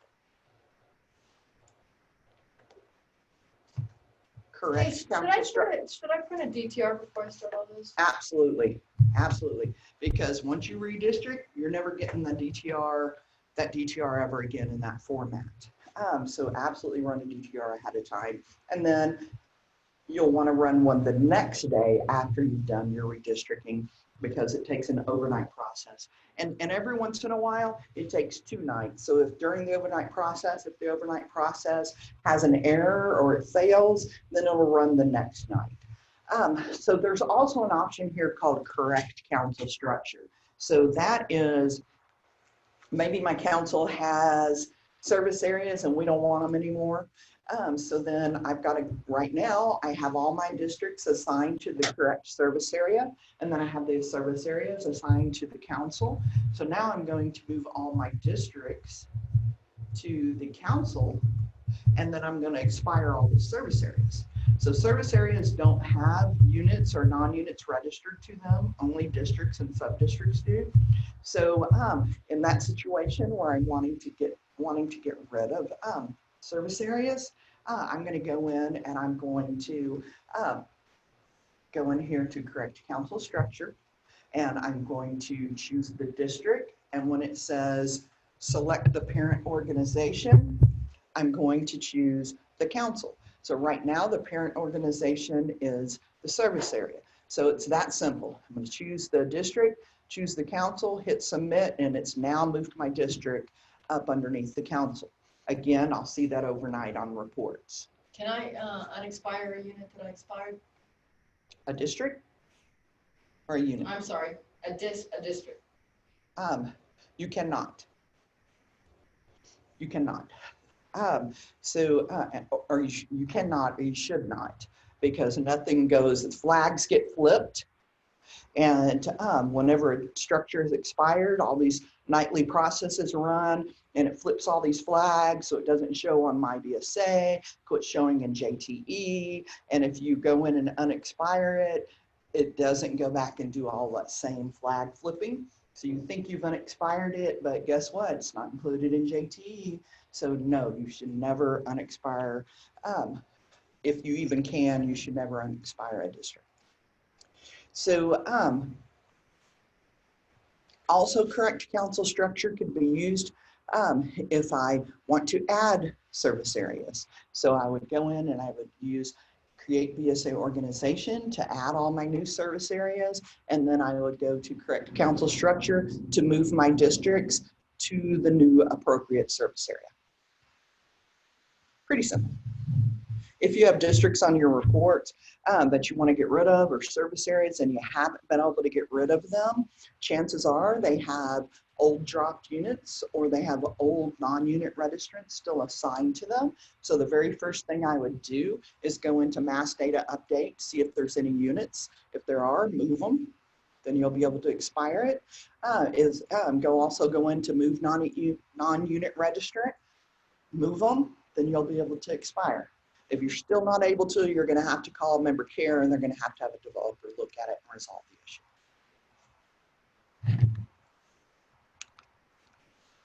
Okay, you want to know, how am I doing as a registrar? There is a council membership self-audit. So for many, many years, we have had an audit team here at the national office that goes out and audits councils. They're auditing their membership, they're auditing their fundraising. And they're also called the business practice assessment team because audit always gave this really scared, has this really scary connotation to it. So actually, most of the time, they don't find anything bad, but they might find a few things that a council maybe needs to do better or needs to do a little different way, or oops, they didn't realize they were supposed to be printing expire rosters. So if you want to know for yourself how you're doing at your council, SAT executives or your supervisors should be doing this on your membership records every year before they do your performance review, but it is available to SCAT executives on the SE only tab in My BSA. So you can say to your SCAT executive, hey, I want to be a part of this. And when they go in, you can't access it, they can, but they can access it with you right there with them, and they can print the reports for you. So here's the different categories. So there's an adult leadership audit, youth membership audit, and a unit audit. So the goal is not to get everything to zero, because you may not get everything to zero, but there are some sections that you should have at zero. So let's just go over these quickly. So adult with 10 or more multiple positions, and see there's a number 1 there. And if you clicked on that number 1, it will come up and tell you who that adult is. If it said 10, you click on it, it'd show you all 10 adults. So if you have Scout Reach and you have hired a paraprofessional or a part-time DE who is running those units, that's okay. They probably do have more than 10 multiple positions. You're never going to get that to zero. That's not your goal. So adults with invalid social security number, that's an issue. So you'll click on that, It'll tell you who the person is that has a non-numeric character or something in their social security number field, and you go in and correct it. Then at month end, so this only updates at month end, next month when your scout executive looks at this, there'll be nothing there. So youth with both PAC and troop registration, and youth with both troop and crew registration. It's looking for people that have a paid registration in both programs, and you should never have that. So first of all, you shouldn't have a kid registered and paid in a PAC and a troop. So that means that you're not transferring them correctly. So you would want to go in and run that report. In this example, there's none, so there's no number there. But if there was a number, click on the number. It's going to come up and tell you who it is and what units they're in. Your scout executive can print that and give that to you. And then you're going to go in and you're going to find out why are they in both of these. Chances are you just need to expire them out of the PAC. Both troop and crew. You can be registered in a troop and a crew. You could be registered in multiple troops and multiple crews, but you shouldn't be paid in every single one of them. So you should only be counting in the registration totals one time because you're one person. So if they are paid in a troop and crew, you're gonna have to figure out where should they be multiple. I'm gonna have to expire them and put them back in as multiple. For example, in the troop, if you want them to be paid in the crew. So this also happens when you have a youth that is registered and paid in a troop, and they're multiple in a crew, and now they turn 18 and they can continue on in the crew till they're 21. Now I'm going to be an assistant scoutmaster in the troop. Well, you don't want to leave them as paid as an adult because now I've lost one of my youth totals. So I'm going to go in and I'm going to expire them in the crew. I'm going to transfer them as a youth to the crew, so my paid registration is there. And then I'm going to go and multiple them back into the troop as an adult. So here's one thing you need to remember. Effective dates and expire dates. If you expire them today and you try to put them right back in today, it's going to say, no, he's already there for this month. So when you're always prompted when you expire somebody, you're prompted, are they going to re-register this month? If you say yes, it'll expire them as of the end of last month. So what I'm going to do is I'm going to go in the crew and I'm going to expire their position. And it's going to say, is this person going to re-register this month? And I'm going to say yes. So it's going to expire them as of June 30th, 2020. Then I'm going to go into additional enrollments and pull up the crew. And I'm going to transfer this youth registration from the troop to the crew with a July 1 effective date. So now my effective and expired dates don't cross over. And that's automatically going to expire them in the troop as of June 30th because I gave them a July 1 effective date in their crew. Then I'm going to go back into additional enrollments in the troop and I'm going to put them in as a multiple assistant scoutmaster. And that's how you make sure you're not losing any of your membership totals for these kids in a troop that are aging out and transferring their registration to an assistant scoutmaster. And also, youth with duplicate registrations in the same program. You can be registered in 2 troops. You can be registered in 2 PACs. It's not normal practice, but with today's society and so many kids that are living 50% of the time with mom and 50% of the time with dad, and with dad I participate in this PAC that's closer to his home, and with mom I participate in this PAC that's closer to her home. That is okay. That's perfectly okay and acceptable, but they shouldn't be paid in both. So they shouldn't. So that's what this is telling you. Hey, they're paid in 2 PACs. They're paid in 2 troops. So you need to expire one, put them back in as multiple. Down here under the unit audit section, you'll see there's new units with 5 or fewer members. What you're looking for here, you see in this sample, there's 10. You want to go to those 10 units, go to their unit file, and do you have the SE approval in there? If you don't, you would not pass an audit. So in a unit with 5 or fewer members, it requires the scout executive approval. Remember, we showed you the form that you can use and should be using for that. Short-term units. It's okay to have short-term units and long-term units, but what a scout executive is looking for and what the national office is looking for when we see that is if there's one district that has many short-term units, that could be a red flag.